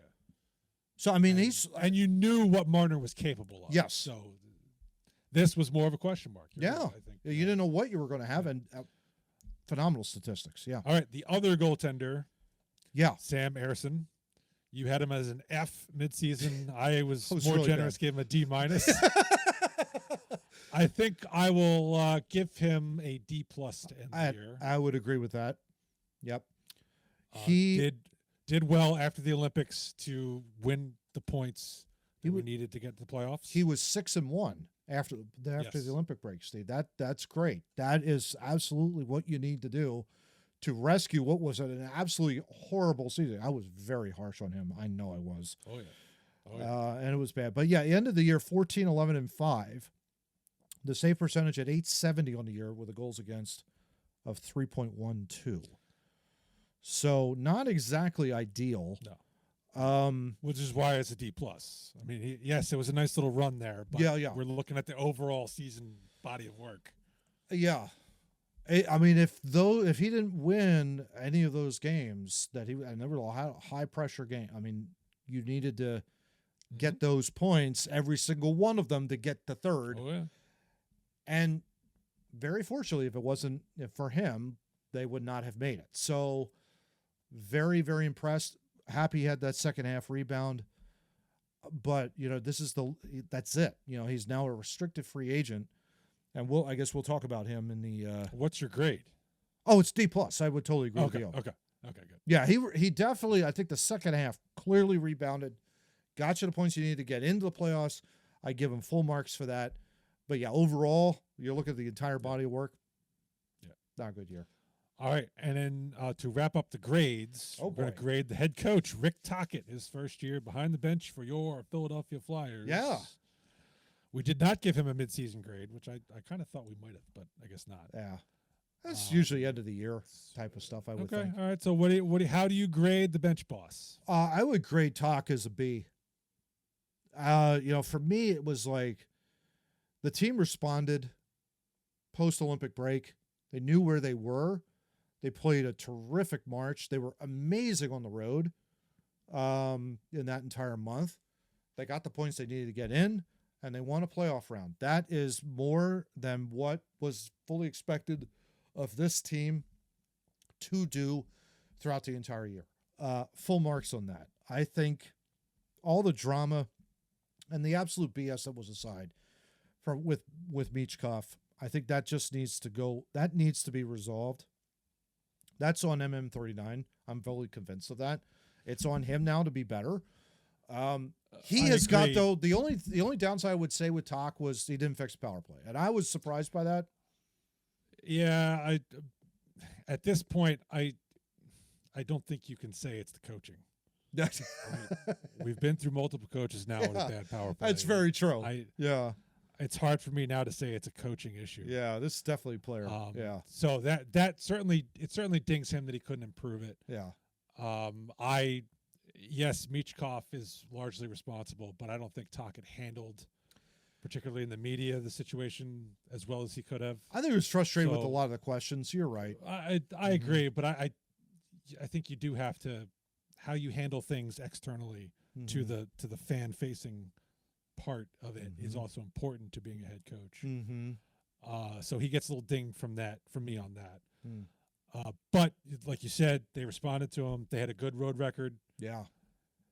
I think most impressive to me was he was willing to take feedback from other coaches, most specifically Pete DeBoer, apparently. Go and figure. Incorporate that, and hey, maybe I do need to simplify things a little bit. So a step back, I'll adjust some things. They adjusted some things. It worked. He was willing to adapt. I think his willingness to adapt what he's doing to fit particular needs, who he's got, what he's, what he needs to have done. I think that's a sign of a good coach. If you're stubborn in your ways and it's my way or the highway, and I'm not going to change a damn thing, that's when I think you get into trouble. Yeah. If this season has shown us anything, it's that he is willing to kind of take feedback and criticism and incorporate things that he might not have thought of and listen to voices of others. Yeah. And use that in his coaching. Yeah. And I think that's a good sign. And he got him to the second round of the playoffs. You can't go wrong. B for you. Yeah. Yeah. All right, you want to do some awards, but it's kind of like duh. All right, MVP, duh. Dan Vladar. Duh. Right? Yeah. Most improved. Most improved. Jamie Drysdale. Duh. All right. Awards done. Just tremendous years out of both of those two players, obviously. Absolutely. Yeah. But those are our thoughts, yeah. Remember your childhood? Oh, yes. Those mango hard candies that came in the metal tin? No. Yeah, I have no idea what they're talking about either. I remember hard candies, and I remember tins, but no mango. No. Anywho, Dubby turned that into an energy drink flavor. They've worked hard to craft their nostalgic version of those delicious hard candies and put it into their tasty and focus-based Dubby formula. So visit Dubby at their website, dubby.gg, or download their app to your phone. If you use our promo code MEN in orange and black, that's the ampersand, not the and, it's shift 7, people, you can get $4 off of this $40 tub or 10% off of others in Dubby's inventory. Try it today. Okie dokie. Third period now. We're last third period. Last third period of the year. For this season, I should say. Oh, don't get all choked up. Oh, well, I wanted to go all the way. You know me. I wanted to win. It didn't happen. I know. Yeah. You lost today. It doesn't mean you got to like it. I know. All right, so we're going to talk about, now that the season is over, first we're going to talk about who is unsigned for next season and who we might want back and who we just cast into Lake Erie. Right? Sam Harrison. No, kidding. Oh, sorry. And then we're gonna talk about what we think needs to be addressed in some way this offseason, whether it be free agency, which is going to be tough because there are no free agents, trades, the draft, what have you. Yeah. You know, what needs to happen for next season to build upon what we just did. So let's start with who's in-house, and we're going to start with restricted free agents. Yep. And on the table, one Trevor Zegras absolutely re-signed. Yeah, 100%. Yeah. 25 years old, you have to sign this guy. Multiple years, 5, 6, however many contract number of years Do he you wants. think, now, that's the question, is it going to be a bridge deal, like 2-3 years, like you're talking Cates or Foerster, or is it going to be, long-term 5+? Well, I think he's a foundational piece. I think offensively, you look at what he did, in a full year, how he played throughout the entire year. And, he was electric. He was a playmaker. He was able to spot people, score goals. Like he had some huge playoff goals, the game 4 goal against Carolina. That a very special player to do something like that along the sideboard. So he is a building block piece. You trade away Ryan Poehling and 2 draft picks for this guy.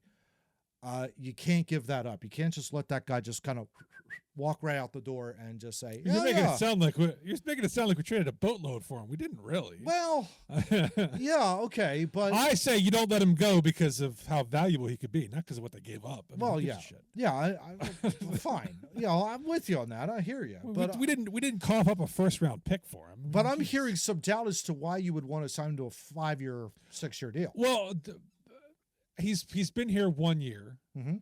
So he did very well this year. Mm-hmm. His last few years,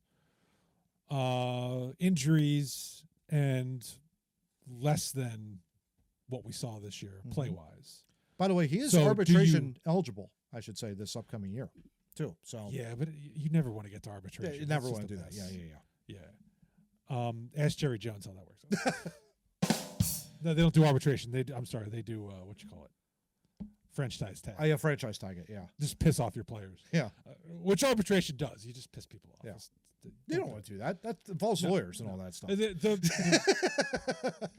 The question really is, do you want to do a 2-3 year bridge deal to see, maybe pay him more per year, but less years to see, can he be a center full time? Or do you want to do a full 5, 6, 7, 8 year commitment to him now after 1 year of results? Yeah. That's really the question. That's a good question. And I'm not sure I know what the answer should be. Interesting. It's an interesting question. If you were to do a 3-year deal, that would take him to the end of the 2028-29 season. At that point, you'd still have Dvorak signed. You'd still have Tippett signed. Coots is still on the roster as well. Travis Konecny. So I think to your point, if you do a 3-year deal, it at least kind of builds maybe some additional time up, and maybe you move him. I don't know. I don't think you give him a no movement clause. I don't think you do that. Oh, no, you don't give RFAs a no movement clause. No. Yeah, but that's going to be the big question: is do you do the long-term deal now, or do you wait, give him a little more time to see if he can replicate, and then commit long-term? That's the question to me. Would it be safer? So then that question then from me to you would be: would you do the bridge deal? Because you don't know. Your sample size essentially is what you're saying is 1 year. And it was a very good year. Yes. Do you go 3 years paying him, let's just say he was $5.75 million. 3 years at $18 million. I'm saying $6 million per year for Trevor Zegras for 3 years. I think you're going to have to pay him a little more than that based on the year he had. Is he a $7 million player? Like 8. He might be 8. 8? 8. I'll bet. So that would be a $24 million 3-year deal. $24 million.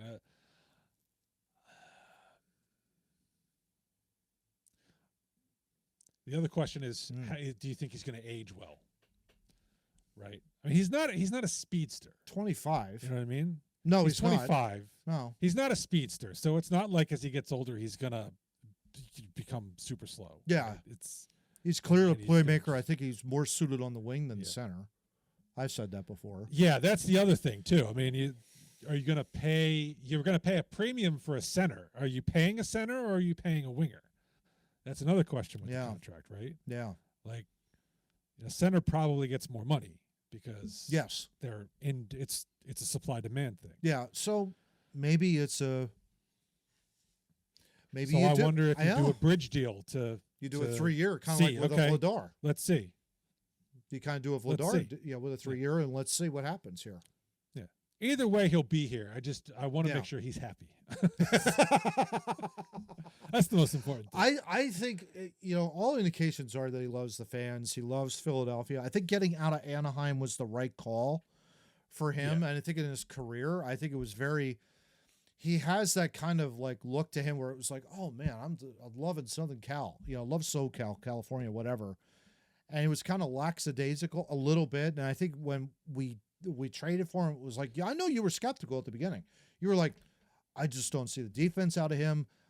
Yeah, he could score, but what it was what it more was can you less the do? defense. It was more, does he have what it takes to go into the corner and get a puck? And he showed he was willing to do that, and he did it without getting hurt, that we know of. Yeah. And, So he proved to me, and I think he strikes me, having watched him, he strikes me as one of those guys who feeds off crowd energy. Yeah. Like a Travis Konecny kind of guy. Yeah. And I can see Anaheim, maybe he wasn't getting that. You know what I mean? Yeah, but he gets that. They weren't a good team. It's not really a hockey market. Gets He that comes in here. He's like, Philadelphia. oh, wow, this is what a real hockey market's like. I'm going to play up to the crowd after I score huge goals. Yeah. Absolutely. Yeah. Absolutely. I'm going to celebrate by the penalty box with 5 guys standing in there. It's good.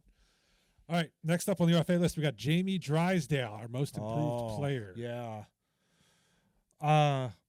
I think he is a foundational piece on the center, Steve. You look at the defense, really York signed long-term through 2030, Sanheim through 2031, but Sanheim is 30 years old, so he's going to be getting up there a little bit. That worries me.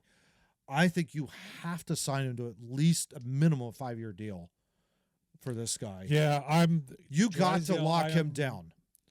Drysdale, I'm more bullish on a long-term deal because he's been here a couple of years now, and he's shown improvement year after year, month after month. Yes. And he has improved dramatically. Yes. And if you could get that power play as the last piece, he would be a really good defenseman. So would you sign him at, like, York signed 5.15 per year for the 5 years at $25 million. Is he worth the same as York? I would say minimum. Yeah. He made 2 I think he's more valuable than York because he's a righty defenseman too. Yeah. He's 23, going to be 24, I think, this summer, I think. So you got to get a 5-year deal. Yeah, so you could absolutely sign him to 5, maybe 6. Yeah. Like that, I think that's priority number 1 for the Flyers. You got to sign this guy. He's a unicorn, for God's sakes, with a right shot defenseman. I'm not sure I call him a unicorn. Yeah, I know. I just say I'm joking around because of that. Yeah. But no, it's like the upside to this guy. He's shown it year over year, and to your point, month over month this entire season. He showed that 5-on-5 he could stop odd man rushes like that. There are things like that are very rare in this league, and you have to lock these people down when you see it. Yeah. And the way that he is shown, I think. Everybody loves him, of course, when he goes up against Anaheim, that kind of a deal, with the history of a quitter, that kind of deal. I think he's the better, you could argue, I could hear the argument now, Cutter's having the better year because he's scoring more goals. Well, he's a winger, come on. He's supposed to. He's supposed to score, otherwise, he's not going to. But he quits. He doesn't play defense. So this guy locks people down, and we should lock him down for the next 5 years, I would argue. 100%. Got to sign this guy. Yeah, absolutely. Okay, another defenseman on the list. We got Emil Andrae. Final year of his entry level. Yeah. And restricted for RFA. Yeah. To me, I feel like I've seen enough. I think we move on. I think we've got young guys in the pipeline to look at. You got Juracek to look at. Juracek, Bonk. To an extent, you've got a Hunter McDonald. You need size back there. I think that's the one concern I have with him.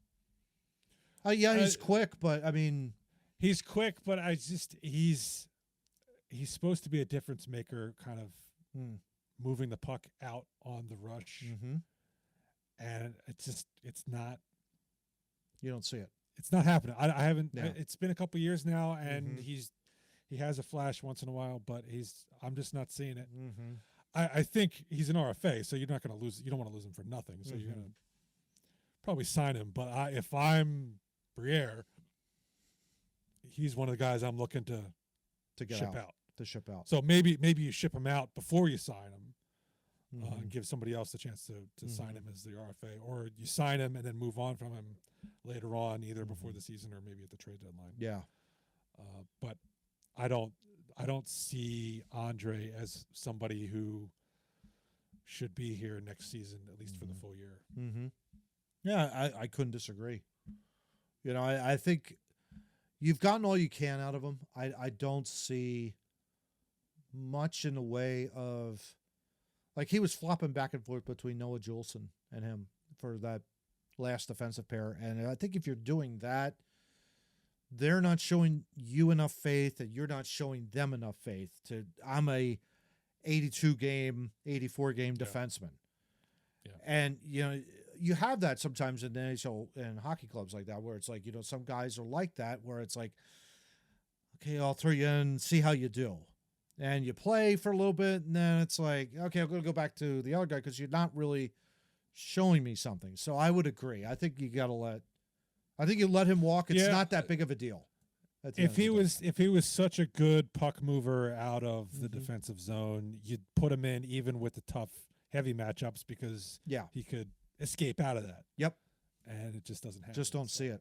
Yeah. Yeah. Mm-hmm. So they'll keep him in terms of just it's an RFA and you don't want to let him walk for nothing because he could have some value. Mm-hmm. But I would be surprised if he was in play for opening day next year. Yeah. Let's just put it that way. Yeah. Agreed. Yep. All right. Next, we've got goalie Sam Ersson. Yeah. I think if we did this in January, we easily would want him gone. I think we definitely talked about him a lot, of saying like we were done with him.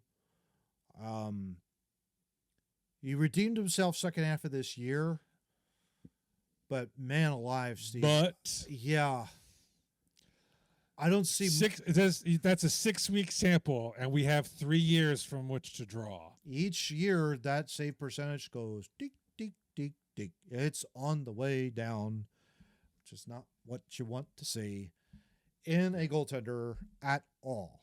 That kind of a deal. So unfortunately, I don't see. Now, the only downside to that is who's going to take his spot? Do you ask yes, Alexei Kolosov to come up here? Well, let's combine this because the last person on the list is Alexei Kolosov because he is not signed next season. His contract is up, so he is also a restricted free agent. And he's been kind of doing this. He's been kind of woo, kind of going recalled. Yeah. You're brought up, then you're back down, then you're up again, then you're down again, and we're up and down in the roller coaster. If you're gonna sign one of them, I would sign Kolosov because he's younger. Okay. Maybe a couple. Maybe 2 years. Maybe. Yeah. Maybe. Yeah. But I don't think you can go into the season with him solid as your backup to Vladar. I think you're going to have to find a veteran backup goalie to bring in and compete for that spot. So I couldn't. As between the two, I would sign Kolosov. I would re-sign Kolosov. I would let Ersson go. Thank you for your service. See what you can find because I'm not optimistic. There's a lot out there. Yeah. I don't think he's like Andrae. You could get an asset for. I don't know what you could get for Sam Ersson unless someone was so enamored with his last 6 weeks that they think that, oh man, we've unearthed a diamond in the rough. Yeah, but I don't see that either. You know what I mean? Like and it's a shame because it's like he was brought, he's the backup to Carter Hart, and when Hart left the team because he's an idiot, Sam was thrown in and kind of saying, hey, here's the number one job. We need you to do this. And it's like, okay, it's tough, and the beginning part of the year, I think the beginning part of his career, he responded very, very well, but it was became very evident over the course of the next couple of years that this guy could be beatable and was shown to do that. We only had to go back last year. We didn't have goaltending. We just did not. And, everybody was thinking, like, boy, you got a lot of young talent, but boy, that goaltending, if you need to solve that problem. And we had to bring somebody in from the outside, Dan Vladar, to solve that problem. And now that problem's been solved. So now it's like, if you do get a start, it's 30 games. I don't expect them to go 6-1, or, for a number of years. So I don't know. I just. So for me, you let him walk and you re-sign Kolosov, and as we'll talk about in a few minutes, find somebody to compete for that backup spot. Yeah, 100%. All right, so let's move on to the unrestricted free agents in-house. Mm. We'll start with my boy Grunny, Carl Grundstrom. Yeah, man. What do you think? Eh. Yeah, I mean, if they bring him back, I'm not gonna unless they're like, oh, we'll sign you for 5 years. I don't think that would be. I don't think that's happening. Yeah.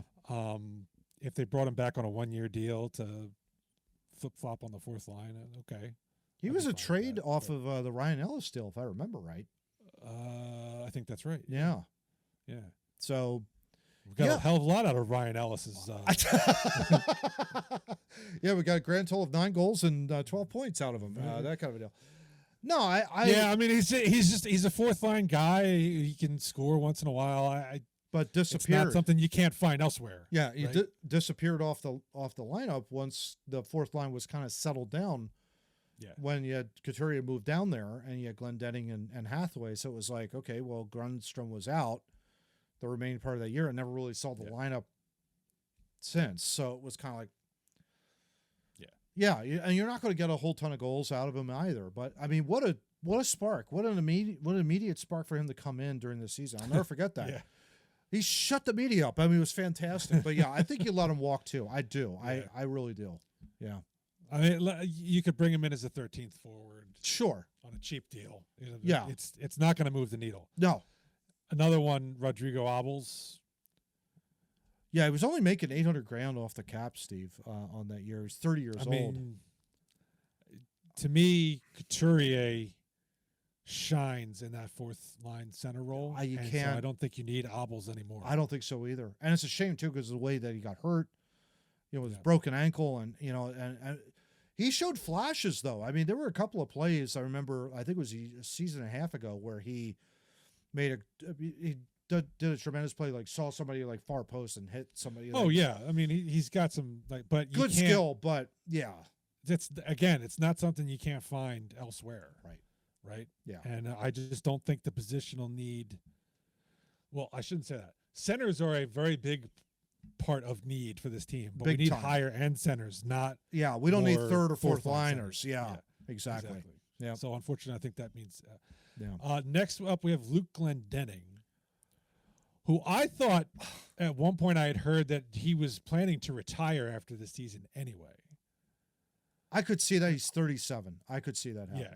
Now, if you were to bring him back for another year on a cheap deal, I wouldn't have a problem with that because he and Couturier worked well. It's nice to be able to have a left hand and a right hand center. A great fallback for taking a face off. 100%. Yeah. Good penalty kill. I wouldn't be opposed to bringing Glendening back, but depending on what other options are. But if he retires, that's exactly. It kind of defeats that purpose. But maybe you bring up young forward with Couturier on that fourth line. That's an option too. So you just never know. So it depends how the top of the lineup shakes out. Yeah, I think is going to influence whether or not you need somebody like Glendening. Correct. Back. Yeah. And then lastly on the UFA list, we got Noah Juleson.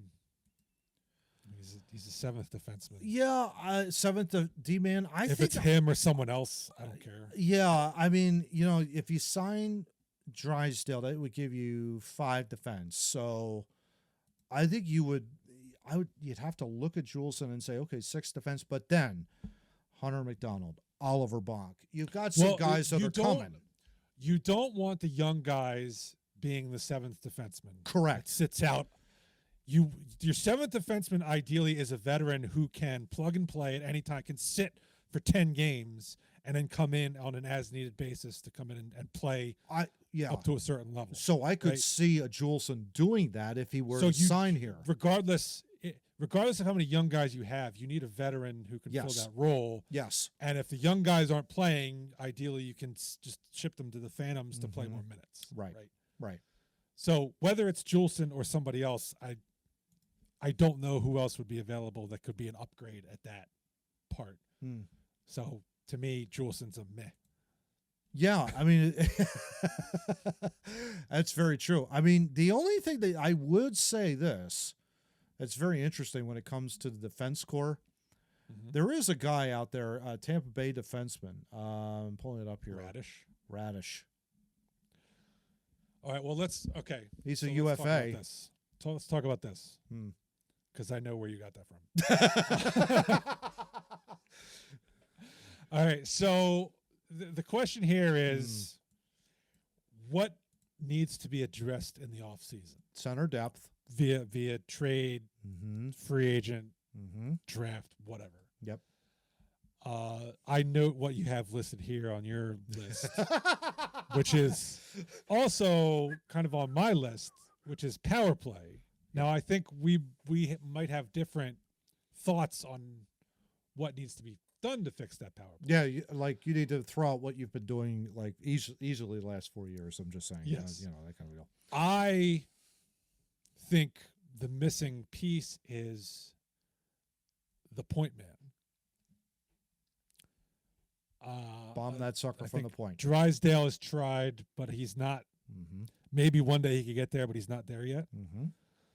Ristolainen has a big shot, but I don't think he has the movement or vision to be an elite power play guy. York. When you think about when we had good power plays, you had Gostisbehere, you had Mark Straight, Timonen. you had Kimmo Timonen, you had Chris Pronger, you had Eric Desjardins. Yeah. Guys guys that could do it. Yeah, guys that could get the shot through from the point to the net with rebounds in front. And with Drysdale, he's kind of trying to learn through fire. Like he's just like, you're the number one power play guy because we ain't got anybody we don't else have anybody else out there. Yeah. It would not be the worst thing in the world if you had somebody who you could bring in who is already good at it. And that Drysdale could learn from in real time on the bench. It's one thing to be like, here, watch tape of Cale Makar. He's very good at that. Actually, their power play sucked. So Scratch that. Watch Quinn. Here's Quinn Hughes. He is very good at running a power play. Just copy him. Watch Shane Gostisbehere. That's hard. Yeah. Right. Yeah. That's all well and good. But I think it's better if you have a guy on your team who's really good at it, who when he comes off the ice, you can sit there and talk to him about what he just did and learn those things and work with him in practice and that type of thing. And I have seen Taylor Radish's name atop free agency lists, and he had a very good year on the power play. Yeah. I am concerned that because of the year he had, he's going to get overpaid. It's going to be a career year, and and it will be prohibitive. Yeah, he was only there. Apparently, his cap hit was $975,000 for Tampa Bay Lightning. Yeah, he's getting a raise. 70 points in 73 games. I mean, it was crazy. Yeah. That's going to get him paid. Yeah, big time. Probably at least his last contract because he's 30 years old. So. That'd probably be a 5-year deal. I'm sure somebody could be. I mean, especially with the cap going up, somebody's going to be dumb and be like, 6 years. Yeah. Let's do it. That kind Let's of do it. But that being said, I wouldn't mind if they brought someone in for 2 or 3 years who was a good power play quarterback. Yep. That Drysdale or others, Jiricek, could learn how to run an NHL quality power play. That to me is the most important. Oh, that backup goaltender is the most important thing that has to be addressed. It is the number one thing. The power play has to be fixed in order for this team to get to where they need to go. They have to fix the special teams. They just absolutely have to do it. And I think you're right. I think you're onto something with the point. The point shot has definitely been missing. Entries have been missing. The whole thing. Well, a very good point man helps with entries. It helps with entries, right. I don't remember having entry problems when Chris Pronger was back there blasting pucks. Okay, so that's because people were scared to death when they saw him take the wide up and shoot it. As I would be scared out of my freaking mind when I saw something like that happen. Yeah, right. But yeah, it's clear that has to be fixed. No question about that. I mean, so there's that. But then there's also the fact that, would you trade anybody for? Should we go down the insane rabbit hole, my friend? Because I've heard 97's not happy in Edmonton, and Austin Matthews, number 34, ain't happy in Toronto. Seems like it. So do we go down the rabbit hole? Well, here's the funny little thing we have going for the Austin Matthews bit, which is, it seems now, 96% certain that the Flyers have Toronto's 2027 first-round pick unprotected. They want that back, don't they? Well, considering they also have traded their 2028 first-round pick to Boston, yes, it might be good for a team that's probably staring down a rebuild to have first-round picks. And when you consider they traded those 2 first-round picks to us and to Boston for a combination of Scott Lawton and Brandon. Who's Carlo? Carlo, yeah. Carlo. Yeah. No. I would probably want them back. Yeah. Well, see, they were going all in. That was the thing. They wanted to go all in and go to the Stanley Cup, but they haven't been to it since 1967. Just saying. So, yes, we have a first-round pick have them that by the belongs balls. to Toronto. Oh, yeah. That if they trade Austin Matthews, probably becomes more valuable because you're absolutely degrading your team. Oh, yeah. If you get rid of Austin Matthews, and hence the pick, it will tend to rise higher. So we have that little advantage that they could have their first-round pick back.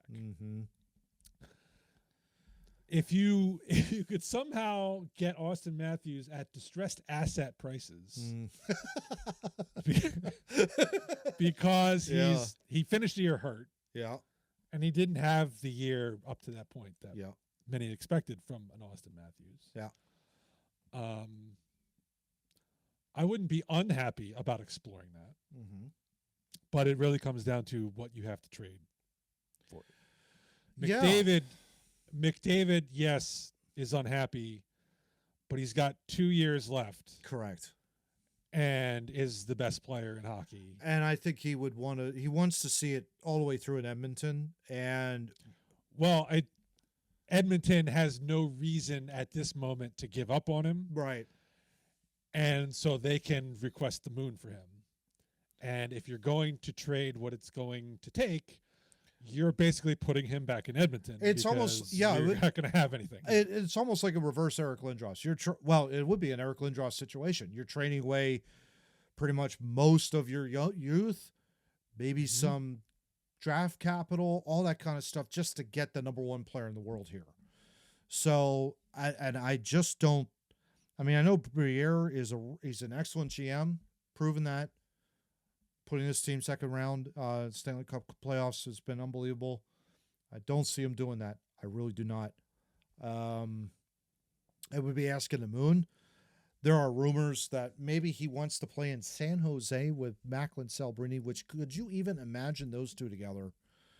I mean, that would just be unbelievable. I heard that today. I was just like, oh my God, San Jose, there'd be no excuses. You're going to like the top of the division and possibly make deep runs with those two at the helm. I mean, I'm not so sure why Edmonton would be motivated to trade with right San Jose in your own division. I don't see that happening. Yeah. So you ship them east. That's the question, and that's where the thing is. Like, I think with a lot of Flyers fans be like, "Well, what would it take? It would take a lot to get him here."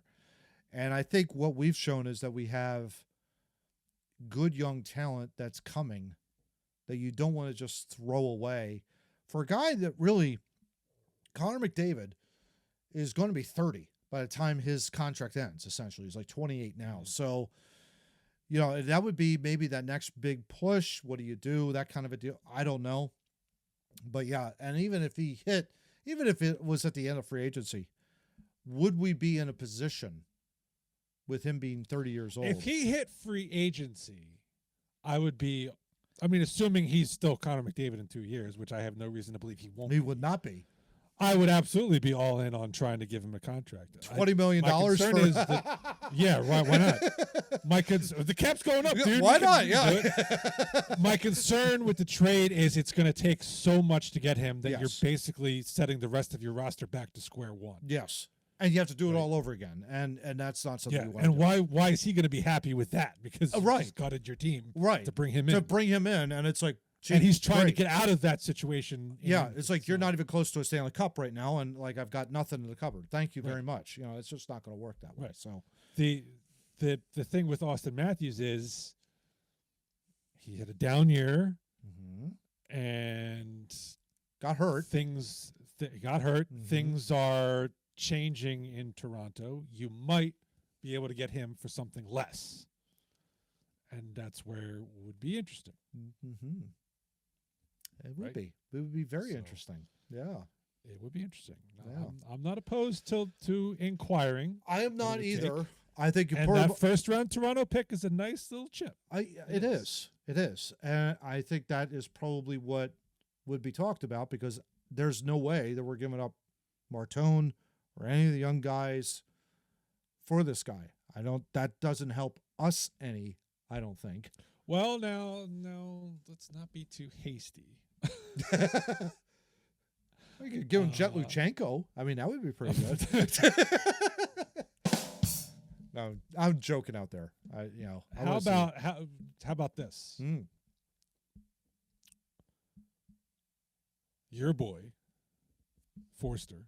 How dare you? How dare you? Hear me out. Go ahead. Foerster, Yeah. York, Ooh. Luchenko, Toronto's first round pick, and let's say another first round pick. Price too high. Yeah. Think For that's too Austin high? Matthews, that's too high. I think that's For- pretty. I mean, if you trade that and he comes in and scores 60 goals, I'm not saying that's too high. Yeah. That's not too high either. But Now you're right to be. I mean, I his was very skeptical. Yeah. His shot was not what it had been this year. That is the concern. But Yes. that's also why maybe you could get him for less, because the concerns are there.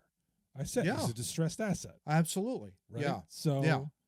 Whereas Austin Matthews, I think if you were to do something like that, what was it, like at least around the COVID era, maybe even heading into like 22, 23, he was one of the top 5 players in the world. Yeah, That's it was not one enough for Austin Matthews at that point. Not even close. So yeah, you're right. I think there is the injury history. I think the fact, you're the captain of the Toronto Maple Leafs, and you have just been for months, years. How come you haven't won? How come you haven't won? How come you haven't won? Eventually you get beaten down by that. And, it's like, it's the Toronto media's job to do that, because everybody wants to know, why haven't you won? At some point you get tired. And I think that's what's happening with McDavid, up in Edmonton. At some point, To a lesser extent. To a I mean, lesser it's not the extent. media, yeah. But the point is still valid. At some point, it's like, you know what? I'm sick and tired of answering these questions. I need to pull a Mitch Marner. I need to get the hell out of here. And I got to prove to the rest of the league, the rest of the world, whatever the case is, the rest of the NHL press, that I can win in this town because of X, because of my talent, whatever. That grades on you. And especially if you're the number one player. We went through that with Eric Lindros all those years ago. You know this. Oh, yeah. He was the best player in the world here while he was here. And yet they could not, there were a couple of times they could not get out of the first round. Edmonton reminds me so much of the 97 Flyers. Like that whole group, the way it is, the way it's constructed, there was top heavy. You got 2 great players. The only difference was Eric Desjardins is miles ahead of like Eric Bouchard. And it's like, you've got suspect goaltending. And it's like their goaltending was atrocious in the first. It was so bad. It was like, oh God. It was probably the worst I've ever seen. It's like you trade for Jari and you don't even start him in the round. It's unbelievable. How could they? I don't know. Right? I mean, at the end of the day, it's like, that trade completely blew up in their face. It also blew up in Pittsburgh's face because it didn't work. None of them made it out of the first round. There you go. Well, you traded a bad goalie for a bad goalie. There you go. We left at the time, and we were proven right. Yeah. But at the same time, it's like I can understand why McDavid would be upset. I can understand why he's like, we got to be better. I don't know what else to tell you. We just have to be better. Yeah. To be more consistent. And it's like, boy, that was the same thing with Lindros. It was like, you keep hitting your head against a brick wall. You got to fix this goaltending issue, and it's like it doesn't get fixed. And you just keep buying and buying and buying, or you make a dumbass trading one goalie for another. That doesn't work. Yeah. It's like I get it. I get it now, but McDavid, there's still time there. Yes. Matthews. Probably less time. I heard Chris Therien be like, he thinks it's 50% that he's not on Toronto at the start of the season. And that's stunning. It is. That holds true. That would be unbelievable. The question is, where does it go? And where does Toronto trade him to? That's the thing. And I think we have something intriguing. We've got that little first round pick holding right over his head. Like, here you go. You want it? You want it back? You want it back? Mm-hmm. The Austin Matthews plus something else. And we'll give you your first round pick back. That's not going to happen. I like the way you think. Extortion. Yes. Yes. That might work on NHL 95. Well, come on. Let's call a spade a spade here. Before they gave the AI the authority to reject trade proposals. Damn it, Claude. Anymore. Damn it, Claude. Damn you. That kind of. It'll be interesting. I think this will be a very interesting offseason, really, for the Flyers. Where do they? There's one other thing I wanted to say for the offseason. Yeah. And it's because of the defensive logjam. I think they ought to move Risto. Interesting. I think now's the time. You need the space. You got young. Juracek can't get sent down to the Phantoms without clearing waivers. You're gonna need the space. He played well. I think you could get, especially he played well in the playoffs. He acquitted himself well, so he's kind of at a high in terms of value at the time. So I think you could get what people were rumored the Flyers were asking for. The Red Wings gave up what we were asking for to St. Louis for Justin Falk, and they didn't even make the playoffs. Do you think they would have rather have had Risto instead? Steve, I was just going to say Risto is a movable contract, $5.1 million. Absolutely, you could move that. I think now is the time. And you could put that together as a package deal for Toronto. Well, no. What I was just thinking. Actually, you trade Risto, you get a first round pick. Yeah. Now you package that first round pick and the Toronto's first round pick and some players, and we've got an offer. You got an offer there. Yeah. That's an interesting idea, though, to have Risto on the to trade him.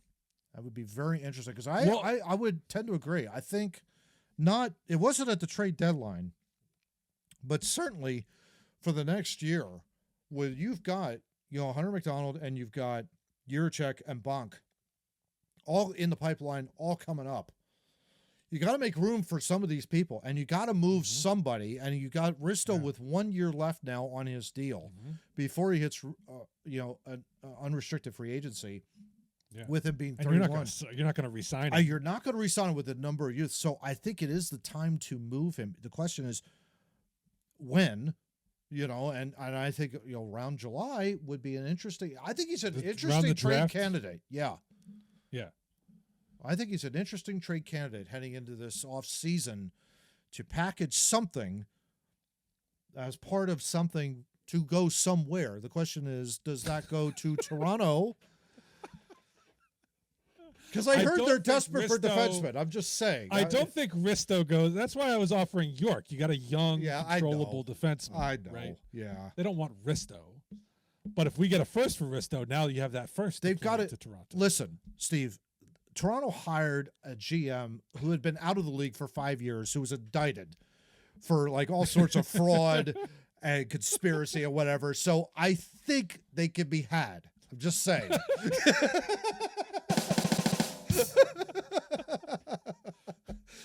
You know, I mean, come on. You know, I'm just saying. You know, when you have AI run your search for a GM, I mean, come on. Let's be serious here. You know, that kind of deal. So, yeah. All right. So that wraps our final end of season episode for Men in Orange and Black. What a great year, man. I love What a great year. Yeah, it was great doing this with you again. We'll have to do this again for another year, shall we? I guess we ought to absolutely do that for the off season as we did before. And yeah, so we'll be back. we probably won't be back until draft time, right? Probably after the draft.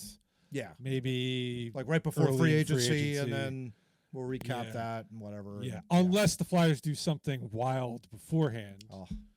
You know, they bring back Luke Glendening, for example. Or, Austin Matthews gets waived. No, and we're not coming back for Luke Glendening. I love Luke Glendening. He did a great job for us, but if they re-sign you, that's not worth bringing us back. Wouldn't that be something if he was on Nasty Knuckles? That would be a great episode to have him on there. That would be great. Who, Luke Glendening? Yeah. Oh, yeah. Yeah. Oh, yeah. Absolutely. I'm sure he's got tails. Oh, he's got to. He's got to have tails. Yeah. All right. So, unless the Flyers do something wild, hey, we probably will see you late June, early July. Yeah. Sounds like a plan. But we hope that you sane Flyers fans have enjoyed the ride for this season. It's been fun. It's been fun being with you. Yeah. Like, share, and subscribe. Make sure you're bringing us into your home. Oh, yeah. Virtually. No, we're not creepy. Yeah. And we will see you when we see you, which will be at latest around draft time. Yeah. But if not, before. Hopefully before, because it means something fun happened. Exactly. That's the real key. Yeah. All right. Until we see you, let's go Flyers.